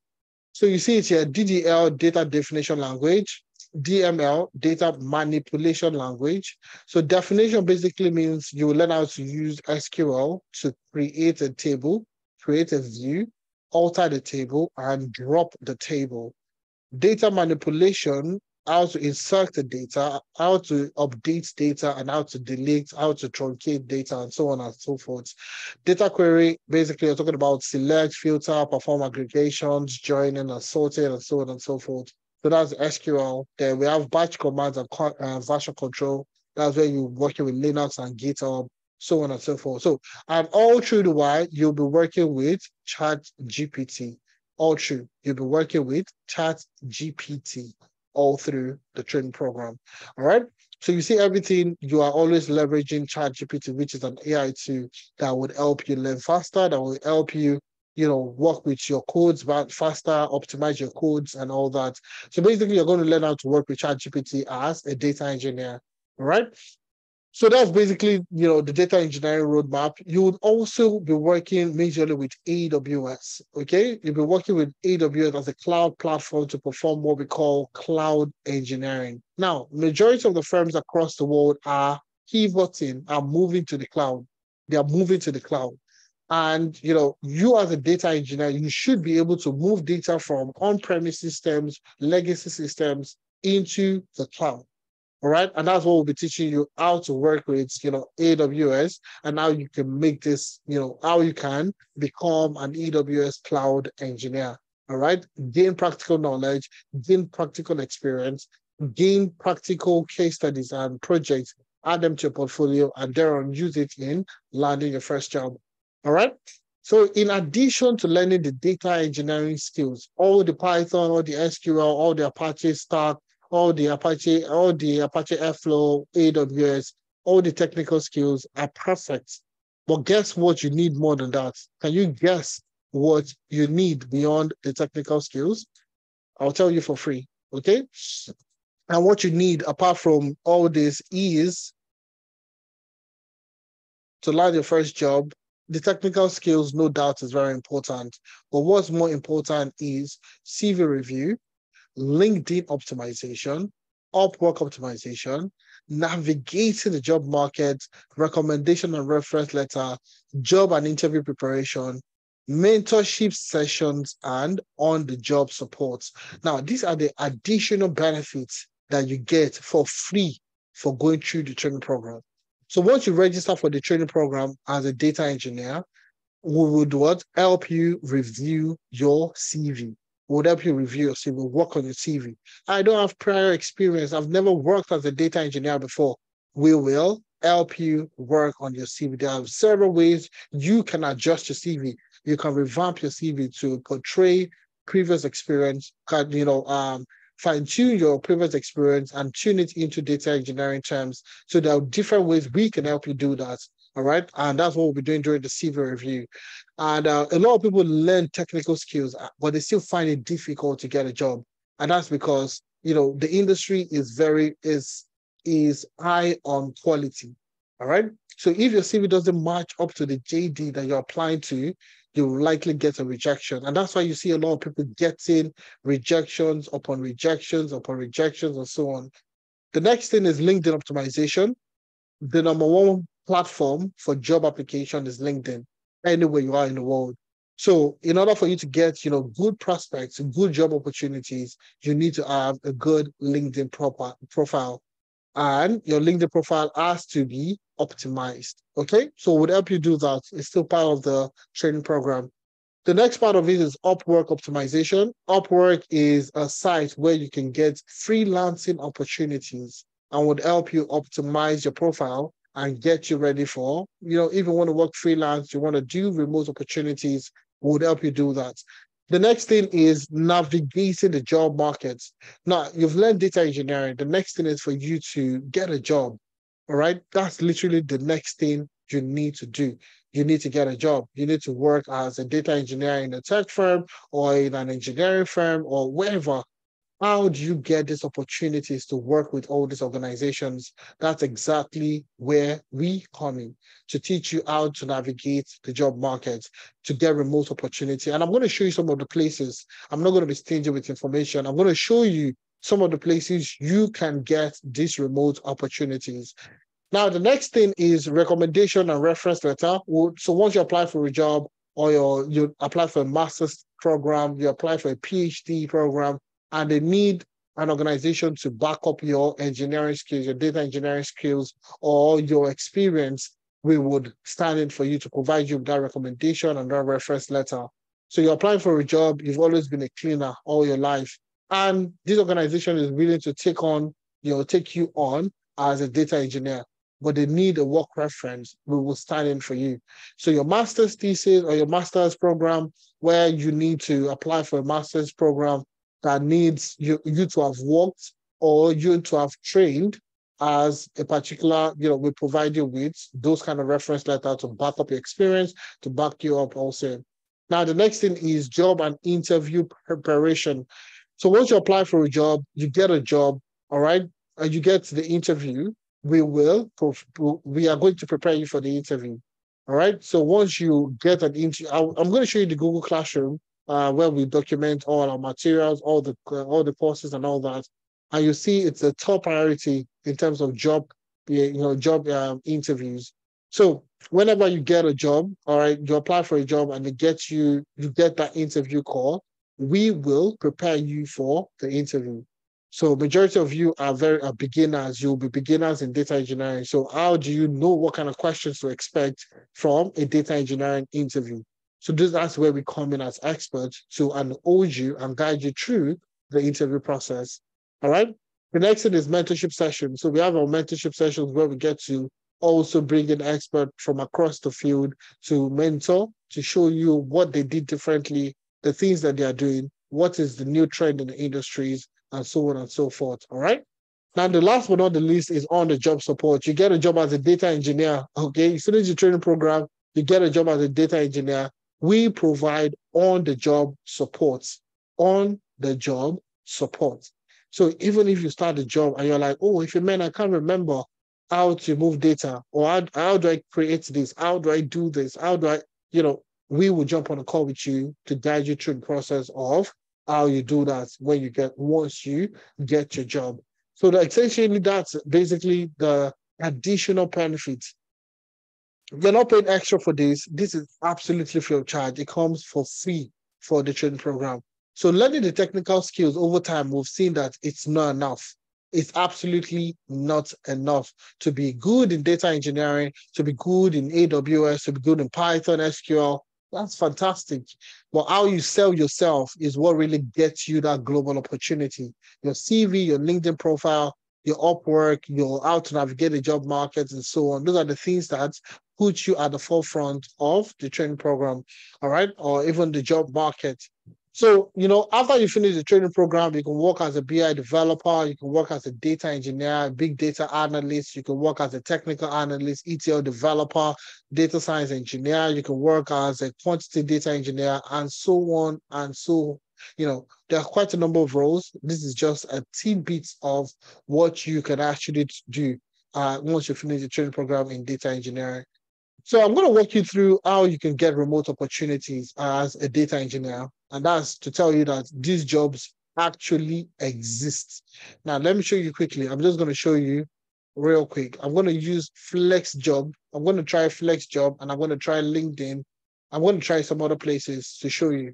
So I'm going to go on FlexJob. This is fully remote jobs. FlexJobs. All right. And you can check it out on your own, regardless of wherever you are. You're in Nigeria, you can get jobs in the US. Okay. So you see this, the number one remote job site. Okay. So this FlexJobs is a fantastic place to get remote opportunity. So I'm going to click on remote jobs. All right. So this is all remote jobs. You see the number one job site to find remote jobs, no ads, spam, or junk. Find your next flexible, hybrid, or work from home job. So let me walk you through how you can do this. And now you can search by location, but I'm going to leave it blank for now. And I'll just search for, okay, I'll leave it in the US. Let's start from the US. And we can always move around. Data engineer, all right? And I'm going to start with the United States.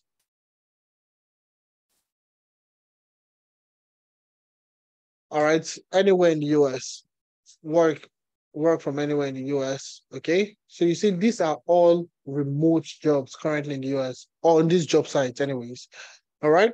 So you see data engineer, all right? You see data engineer, this is what 100% remote, all right? US. data engineer, 100%, data engineer, and these are all fully 100% remote opportunities. 100% remote opportunities.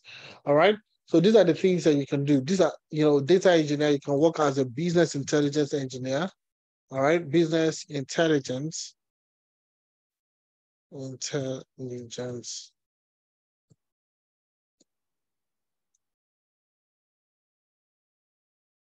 Sorry, so you can work as a business intelligence engineer, so on and so forth. There are quite a number of open position, and every job site that you check, you can also work as a cloud AWS cloud engineer. All right. So you can work as an AWS cloud engineer, so on and so forth. And these are all job roles that you could take on. Now, Flex Job is just one of the places you can actually search for jobs. All right. Another very cool place where you can get jobs, remote opportunity, is Glasgow. So Glassdoor, say Glasgow. Okay, Glassdoor. So I'm going to show you Glassdoor. Glassdoor, we should all be familiar with Glassdoor. Okay. All right. And I'm going to show you that real quick. Okay. So I'm going to go to jobs. Okay. And I'm going to search for data engineering jobs in the US. It's literally the first thing I have there. Data engineering jobs in the US. And I'll show you how you can get remote opportunities. Now, these jobs are not all remote. Okay, you can see this one currently is full-time remote, but I'm going to still specify just to be sure that all the job sites I see here are fully remote opportunities. So click the drop down and you see work from home only. I'm going to tick the box, all right, to get that. And now I get all fully remote data engineering jobs in the US. So you see BI developer / data engineer, full-time remote, tick, and that's it. Now you can see majority of the salaries are in there, 109,000 to 185,000. All right.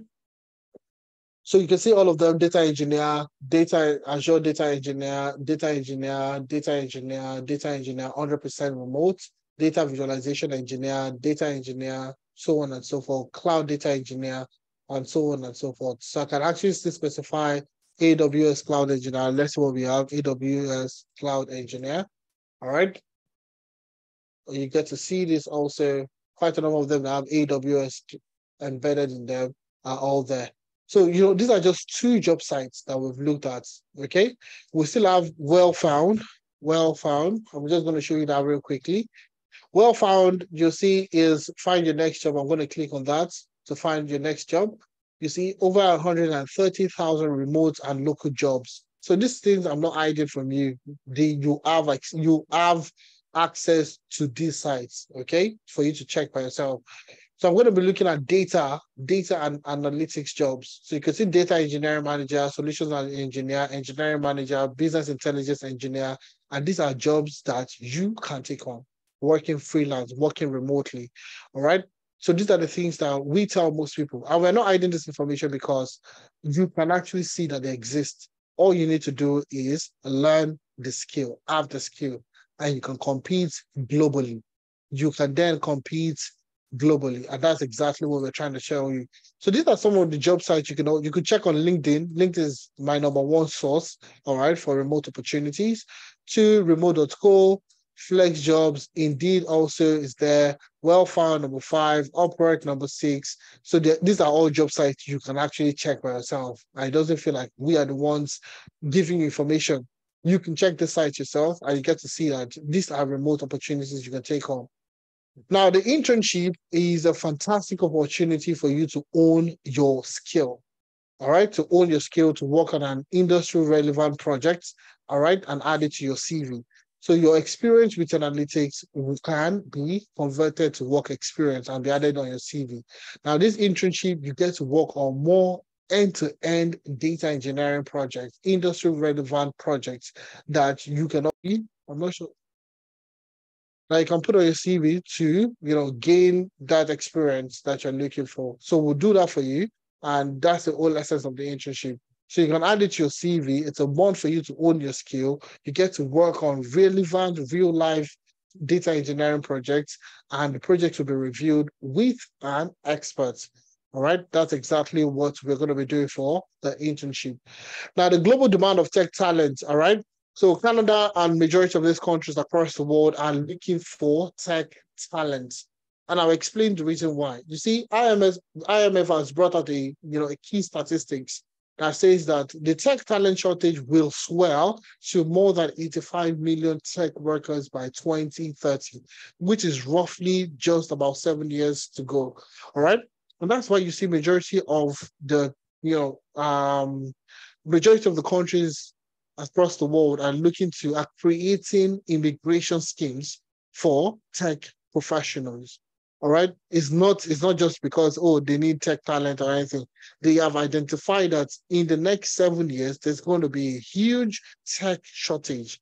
Now, it's only people that have that have the skills that they are looking for. You see, even Canada just started the Global Tech Talent Stream program. Now, this is the fastest way you can get into Canada. All right, faster than express entry, faster than what they call it, education, and so on. Now, for your tech talent stream, you need 2 weeks. All right, in order for you to qualify, in order for you to get your passport, to get your visa stamped and everything, just 2 weeks. All right.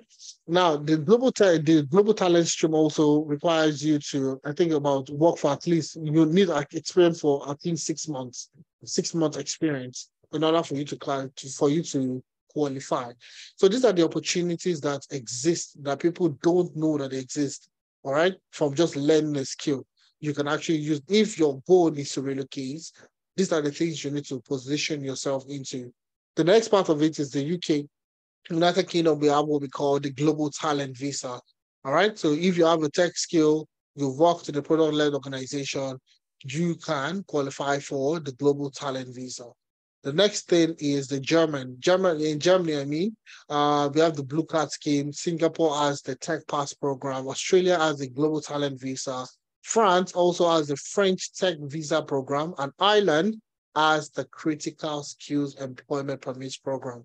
So these are the countries, and some of the countries and the immigration pathway that they've created to attract tech talent across the world. Now the key question is, do you have tech talent in order for them to in order for you to be able to latch into this opportunity? And if you don't want to latch into this opportunity, it's fine. Not everybody has to relocate. But if you're looking to get remote opportunity, you need to also have tech skills in order for you to get these remote opportunities. Now, meet some of your facilitators. Myself, I'll be one of your facilitators on the program. We have Timmy, which she has over 6 years experience working as a data engineer, working as a software engineer. She has trained over 800 people across the world in data engineering and have helped them transition. She also associates with doctoral bioinformaticians in providing and developing solutions programmatically to biological data. So she has a wealth of experience, not just within Africa, but she's worked for multinational organizations across the world, deploying performant data pipelines, database, data architectures, and so on. Also, we have Kelvin Onyana, okay? Also 6 years plus experience building optimal cloud infrastructure, performant data pipeline, and analytics solutions to power their analytical and ML initiative. All right, so these are some of the facilitators that you'll be working with. Webinar based in Canada, works with Moonvo in Canada. All right, is a certified Microsoft data and AI platforms engineer. And you see what he said here. He has been instrumental in the technical product support for flagship digital and retail products, generating billions of naira annually and serving millions of customers across one of Africa's largest banking brand. These are people that have deployed it on the large scale, and these are the people that will be working with you to get you started in your career as a data engineer. We also have Byron. Byron is an experienced professional, okay, that currently works with Toju as a data lead. All right, and also facilitates with analytics and so on and so forth. Very experienced professionals that will be working with you. And the beauty about these guys is that they've worked across multiple sectors. So you're going to be you're going to be getting hands-on practical knowledge from people within the industry. So Ibrahim Animation is a machine learning engineer, all right, and is based off in the UK. And he's also going to be part of the people that will be working with you to get you started in data engineering. Abdurrahman Iyaniwura, all right, data science consultant, Big Four consulting. He has always been in analytics, machine learning, deployment, and all that. He's also going to be part of the people that will be holding you during the training program to guide you through, and get you started in data engineering. Daniel, also experienced professional, currently works as a data engineer with iTex Integrated Services Limited, facilitates also for Analytics, all right, and he has worked for a firm back in Berlin, okay, also as a data engineer. And these are the people that, have experience that will be holding you who will stay with Analytics, okay? Now, join the next course for our program. It's going to be starting in September. All right. So this is a wake-up call for people that are looking to register for the program. Okay. So it's going to be starting on the 2nd of September, 2023. All right. That's the first Saturday in the month of September. The program is going to be starting. So the program is going to be 450,000 naira. But you can pay in 2 installments. But like I said, I have a special offer for people that wait to the end of the session. I have a special offer for the people that wait till the end of the session. So now the special offer is we are running an early bird discount. Okay, we're running an early bird discount. So rather than you paying 450,000 naira, you can get to pay 350,000 in 2 installments. So rather than paying 450, you can pay 350 in 2 installments of 250,000 naira. And the second installment comes 1 month into the training program, not immediately. All right, comes 1 month into the training program. So you can split. And if you're in the UK or you're in Ireland or any other country, you can pay in pounds also, or 400 pounds. You can pay in 2 installments of 300 pounds and then 100 pounds. That's exactly what you need to do. So this training program is only the fees is specifically for only early bird. It's an early bird discount. So if you want to be a data engineer, all right, if you want to become a data engineer and you're looking for a platform to be in, this is the platform to be in. So the discount is only available for only for the early bird discount. So you need to snatch your early bird discount, and it's only available for the first 20 people to register. All right, only available for the first 20 people to register.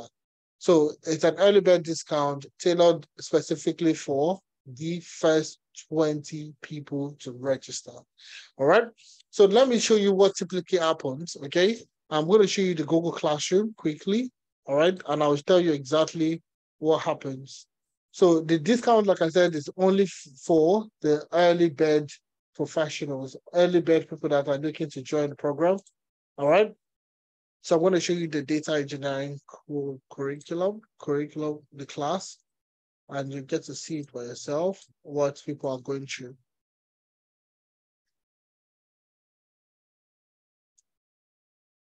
All right.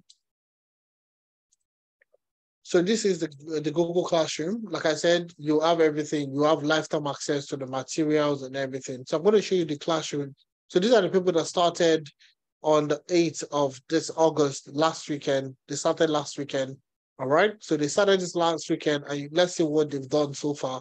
So you can see we have the welcome kit where you get the materials, installation of all the things you need to install and all that. So we have the 90-day of consistency where you get to, have daily activities that will keep you consistent for the next 90 days. All right. So you have intro to data engineering class 1. Okay. So this is the first class they add, Python basics, introducing you to the basic fundamentals of Python. So also, we also give you Python data type, watch me do it videos. Now, these videos will get you to practice better. So they are bite-sized videos that you can use to practice a lot better your Python skills. So they started on Saturday, but you see they've already started writing, Python codes and all that.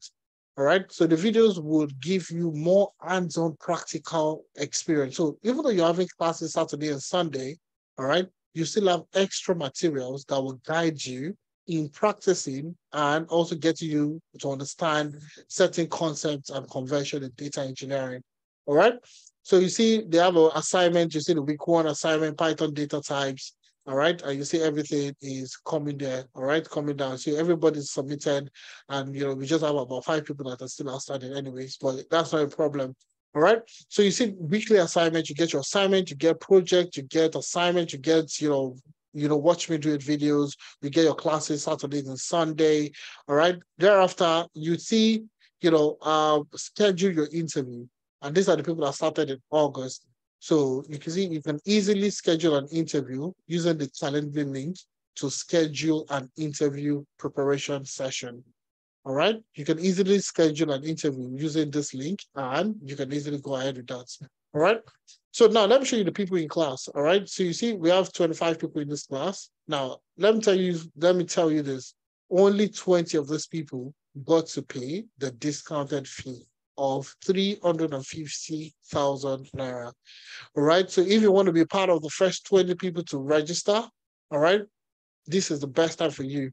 Now, the good thing about this is for the 250,000 naira to secure your position, all right, you can pay 100,000, then complete the 250 before the 2nd of September. All right, so today is the 11th of August. All right, so you can make part payment to secure your position. So instead of paying 250, you can secure your position with 100. Then balance the 150 before the 2nd of September. So that's also acceptable. So just secure your position. So you're not reaching out to say, oh, if I joined your class on a Friday evening, even after having plenty of work, I still join. Those are, opportunities. Those are, things that we'll fallen victim of. All right. So you can secure your position, then balance all you need is by the 2nd of September, you need to have completed 250,000 naira to secure your position. That's the key thing you need to know. All right. So I think Billy, we have someone in the house that wants to speak, if I'm correct. Afsat? Yes, sir. Yes, sir. We have someone, Afsat. Yes. Okay, Afsat, do you want to unmute yourself and speak to the guys? Yes. Good Hello, evening, everyone. Good day. I don't know which country you're joining from. Hi, everyone. I'm Hafsat. Can we see you? Your video is turned off. Okay, just a second. Yeah.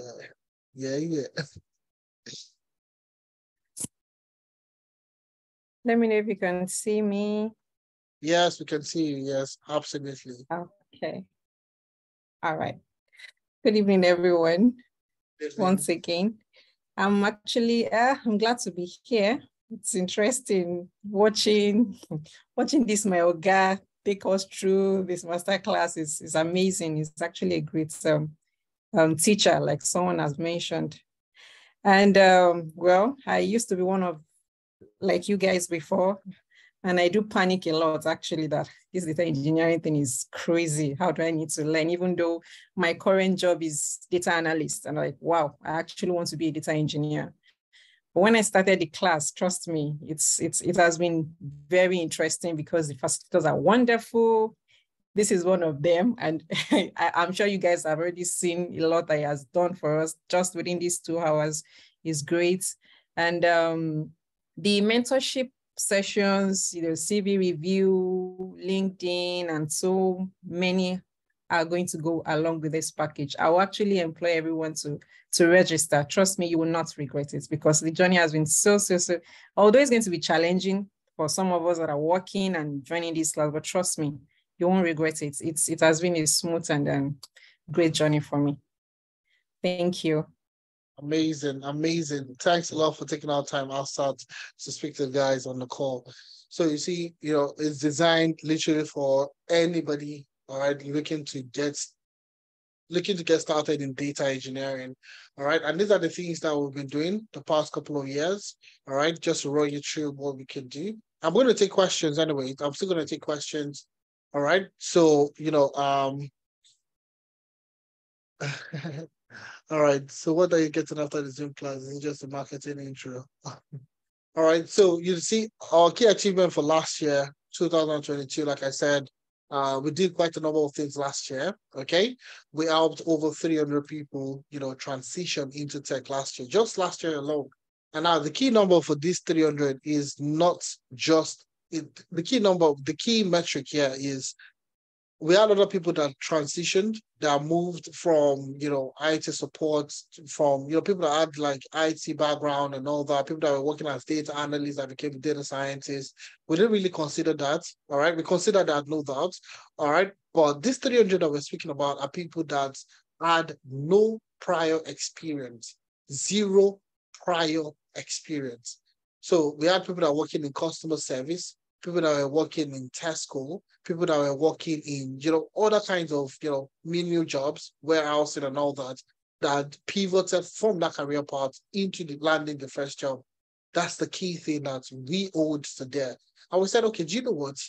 Can we get more people into these particular buckets this year? I will be doing fantastically well. So this is things that we did last year. We said, do you know what?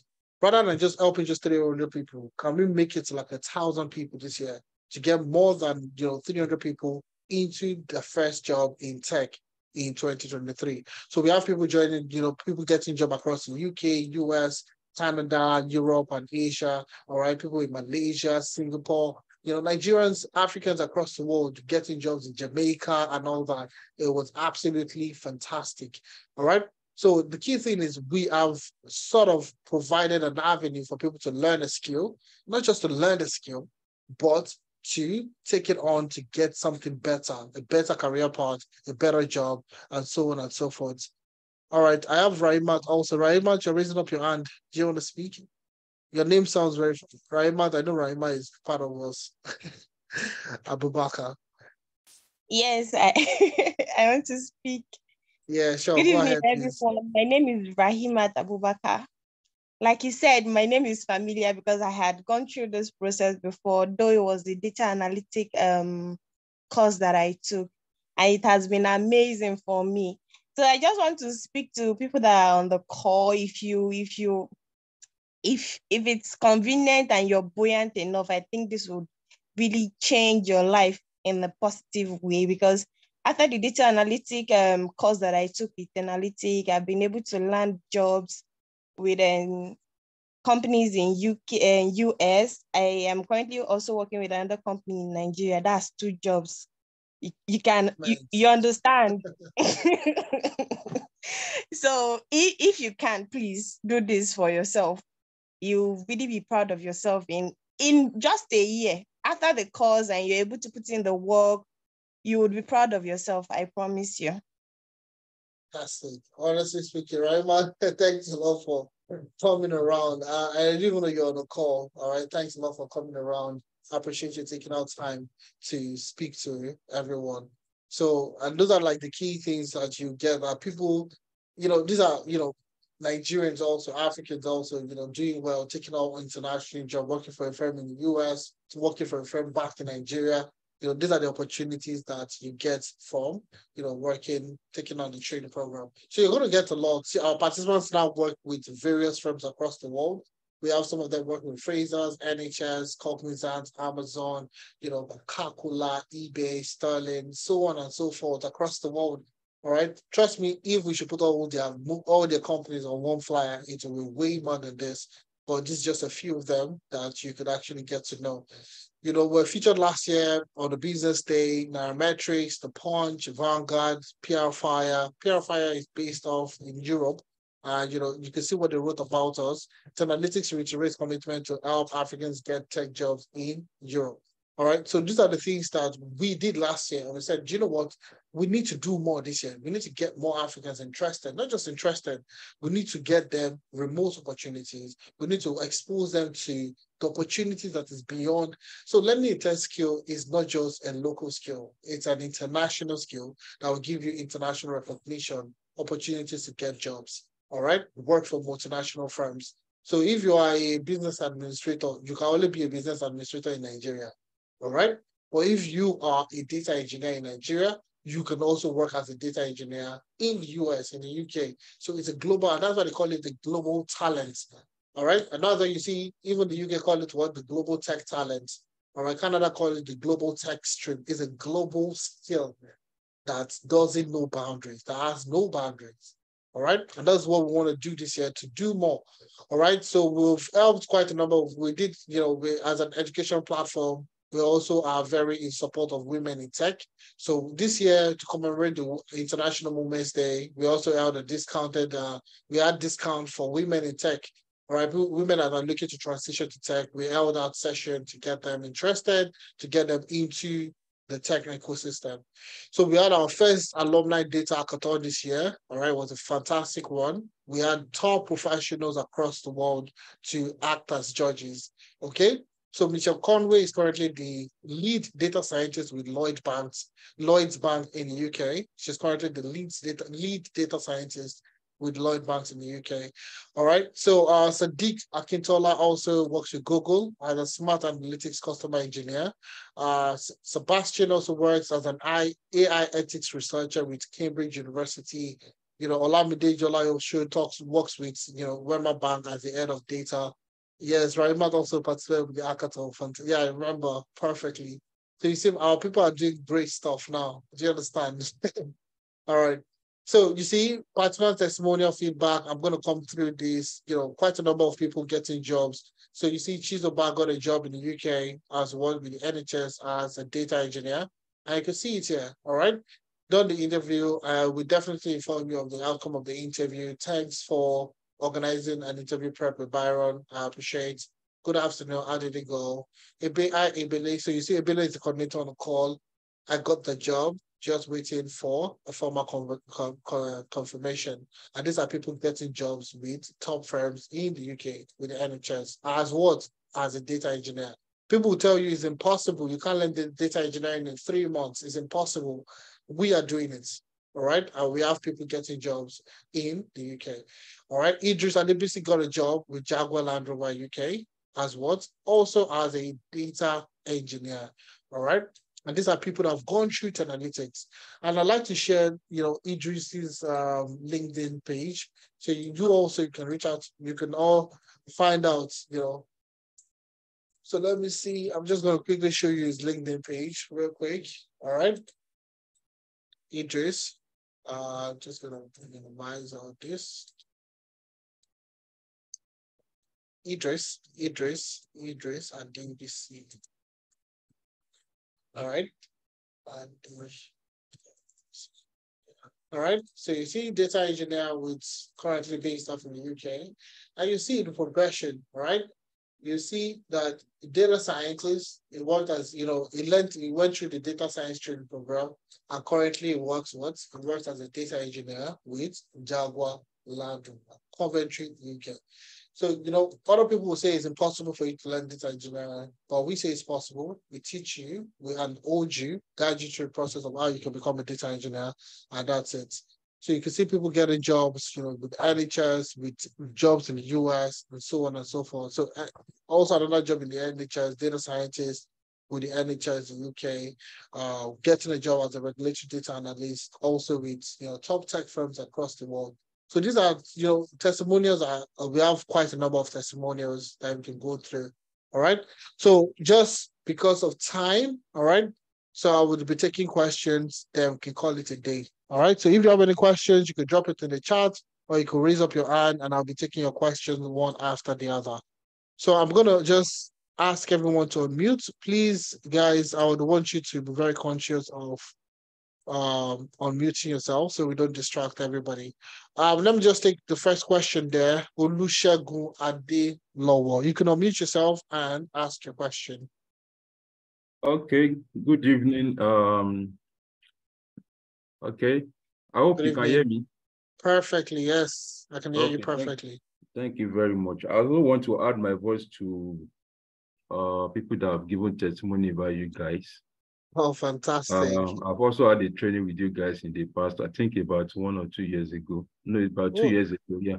I had a business, data analysis training. Wow, awesome. It was awesome.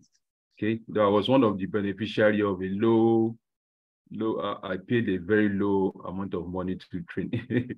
Okay, So, back in the but days. the next time I check, I see that you guys are now there. You have really raised the bar. Okay. Oh yes, we have.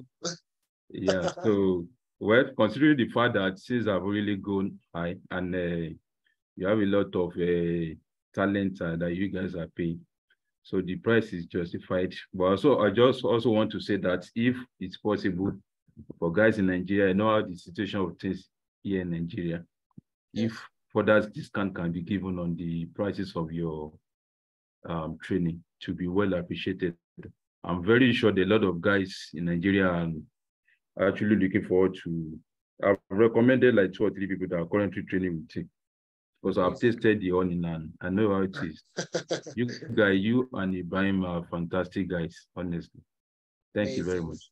Thank you very much. Thanks for that testimonial. Thanks for taking our time on the Friday to listen to us, come speak.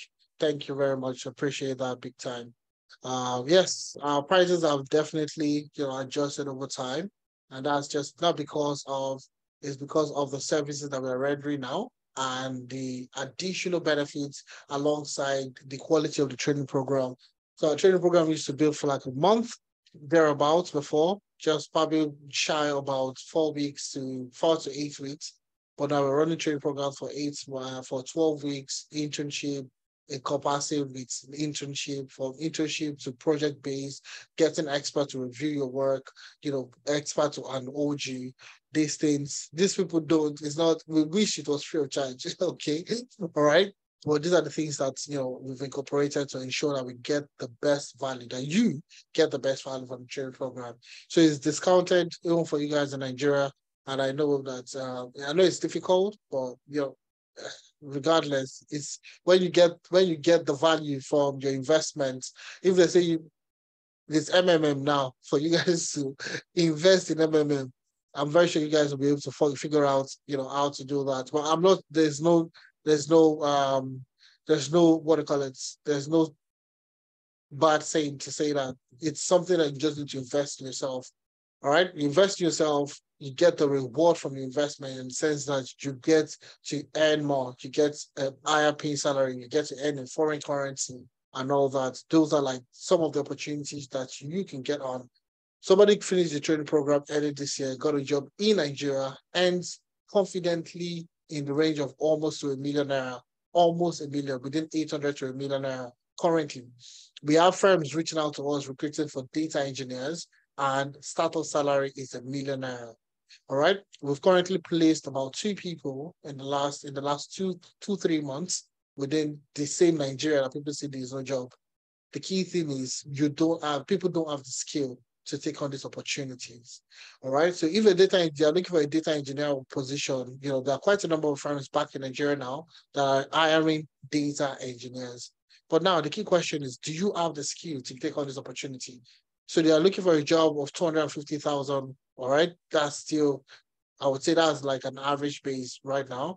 All right. But now the data engineer is earning almost 3 times that amount confidently. All right. So those are the things that you need to invest in yourself. Okay. So you see in yourself, learn the skill, gain that experience, and you can get all this kind of opportunity. Imagine yourself earning $1 million every month, 800,000 every month, significantly higher than what you're earning at the moment. So it's an investment to improve yourself and take you from point A to point B. All right. So those are the things that you need to take into consideration. So, and we would help you with that journey. We will literally help you with that journey. I won't lie to you. All right. NISM, please extend the discounted amount. It's an early bird discount. Okay. So we'll try our best, but honestly, it's an early bird discount for people to get started immediately. So Bawa, let me take you. Bawa Genumi. Yeah, hello, can you hear me? Perfectly. So you said you're from Uganda, correct, or Sierra Leone? No, I'm from Ghana. Uganda. Okay, all right. Go ahead, please. It's good to have you here. Okay. Thank you. Good evening to everyone who is on the platform too. And thank you very much for opening our eye into the tech world. And it's been so insightful. Amazing. However, if you've spoken a lot about the payment, and then my brother too has said something in relation to the payment. You know, the situation in Ghana and then Nigeria is not quite different. Or let me say in Africa in general, you know how our current economy is. So I've attended, this is my second time of attending your program. And I've realized that, in fact, where some of us are, we really need people like you guys to inspire us and then put us in the right direction so that you can open our doors towards the future. So, and I just wanted to bring a humble appeal based on the payment. When you know this foreign currency, if it is even a little amount like what you've just quoted, you know, when, if not because of the economic situations, but I don't think this should have been something difficult for some of us, but because of the challenges that we are facing currently. So I wanted to it's just a humble appeal that I'm trying to bring on board. If the payment can be extended to at least 2 months or 1 month time, so that maybe when you are able to raise the first payment, then the next one we can manage, and then maybe in a month or 2 months time, then we can raise it. Because after this, I think we have to also make sure that always we get data in order to run this program successfully. So I wanted to bring it on board and then see whether if that appeal will also be accepted in order to help our brothers like some of us. Thank you. All right. Okay, so just to understand you perfectly. So you're saying you want to pay what amount first, then wait for another like a month, pay another amount, like, is that what you're talking about? Like a 3 months installment? Yes, not as such. Maybe like the discount you've given currently. Maybe if I raise 100 euros, then by the end of, let me say, October, I can manage and then get the remaining one. That is what I'm trying. We work around depending on the specific individuals. All right. We are very finicky about people paying 3-4 installments, and that's because over time we've seen that people that pay within 3-4 installments, they don't balance up, they don't pay. Do you understand? And we used to run 3 installments, 3-4 installments, and for early this year, last year. All right. But we've noticed that people that do pay within 3-4 months, that clamor for 3-4 months, really don't pay up. All right. And most times we incur the cost to train these people. All right. And eventually they don't, it's very difficult to work around. So that's the reason why we stuck to 2 payments to see how we can work it out. So, and that's why we start early enough. So you can pay a discount first. You can pay an amount to get started, then balance before the start of the program. Then the remaining balance comes 1 month into the training program. Do you understand? So it's a bit more flexible rather than you just paying 250,000 naira immediately to get yourself. You can actually break it down, pay like 100K now, 100,000 naira now, balance the amount 50 before the start of the program. Then 1 month into the training program, balance of the rest. So like, those are the things that, it's just, we're dealing with a lot of people. That's the reason why we're doing all this, just to ensure we can get everybody's benefiting from, the activities that we're putting out there. So I hope you understand anyways. Yes, please, I understand. So let me just, like the discount you've given, I've been able to pay like 100 euros. Then during the training of the program in a month time, then I can clear the remaining balance if I get you clearly. Okay, do you know what? Just, you could send a message. Are you on any of the WhatsApp group? Yes, please. All right, so you send a message to any of the admin. Just request that you would like to speak with Ife Mena, and you can talk. Don't worry, they'll send you my number for us to talk. Is that okay? Okay, then that will be the best. Thank you very much for. All right, no problem at all. But thanks for taking out time. Yeah, appreciate you. I think your time will be like 12. You should be 12 already in Uganda. Is that correct? We are 9:25. 9. Oh yeah, 1 hour behind. Okay. All right, no problem. That's fine. Thanks for taking out time on a Friday. Yeah, appreciate you. Much All more. right. Yeah. All right, let me take Omotayo next. Omotayo, do you want to go next? Yeah, good evening, everyone. Thank you so much, Efe, for the insightful teaching tonight. Well, thank you very much. You mentioned the start date being September 2nd. Is that the last session for the year, or you're going to have another session to start later? Because I understand from the standpoint of everyone, with the current situation, economic situation, you have to really plan to make a one-off payment of even 250,000 or 350,000. So if for me, anything I want to do, I like planning. So this is my first time of course you're teaching, and it's something I've been longing for. And so I'm thinking, if I have to start by September, I will definitely not be able to, because I've not planned for it. So is there going to be another start date, maybe sometime in October for another batch of people, or this is the last one for the year? So that's just what all right, Tayo, thanks a lot for that question. So yes, we run this every month. All right, so you will definitely have opportunity to join us, if not next month, upper month, October, November, December. You can join us at any point in time. So we run this every month. So we are good to go to join us at any point in time. All right. Does that make sense? Is that okay with you? Okay. Let me take Dimeji next. Dimeji, you can go ahead. Yeah, yes, hello, Dimeji. Good evening, yes. Can you hear me? Yeah, perfectly, yes.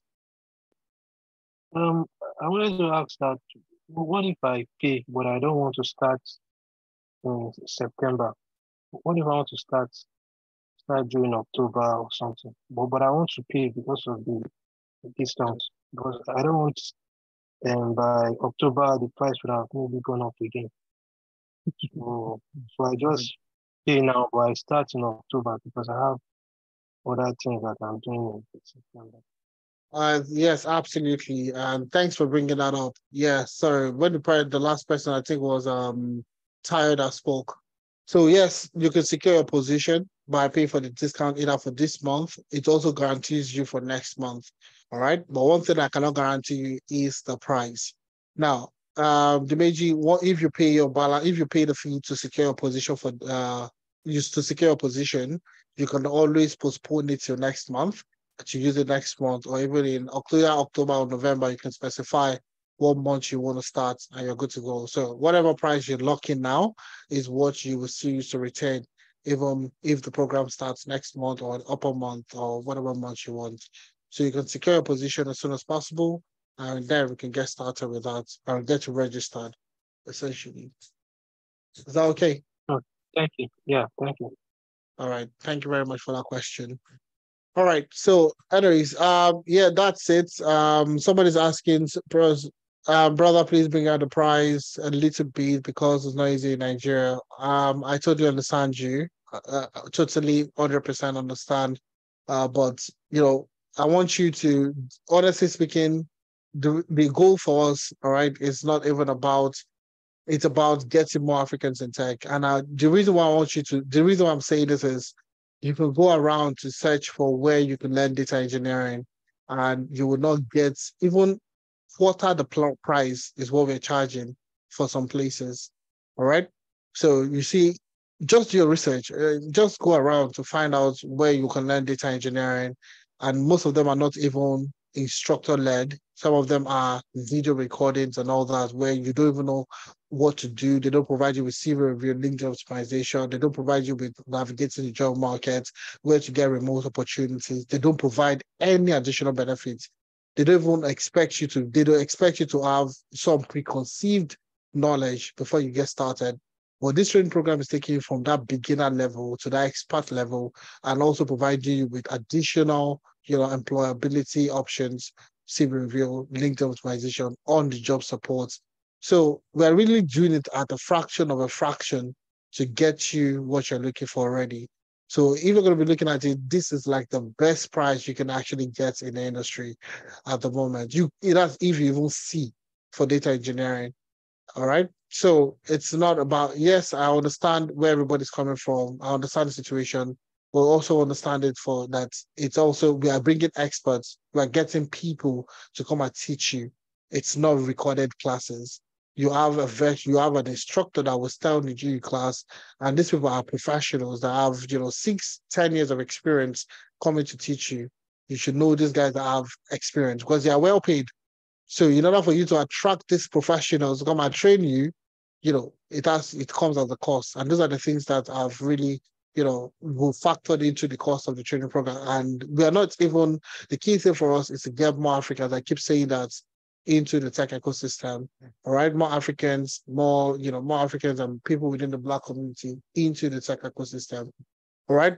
So please, the discount is an early bird discount, only available for the first 20 people to register. Only available for the first 20 people to register. Currently, we have about 45 people on the call. Some people have made payments already. I've received about 3 payments already. So the chances of slimming down already. So anyways, you read the slides, you see all the testimonials that we have here. You get to watch all these people, wonderful people, speaking about their experience with analytics, what they've gone through with analytics, and so on, the opportunities they're getting, so on and so forth. All right. So these are the opportunities you get. All right. That you get. And you see people that started with us that had no experience, them doing wonderful stuff, getting promotion, getting placement, getting jobs. And these are all testimonials that we have here. So once you get the slides, you will see all the testimonials in there. And you can, reach out to us if you have any further question. All right.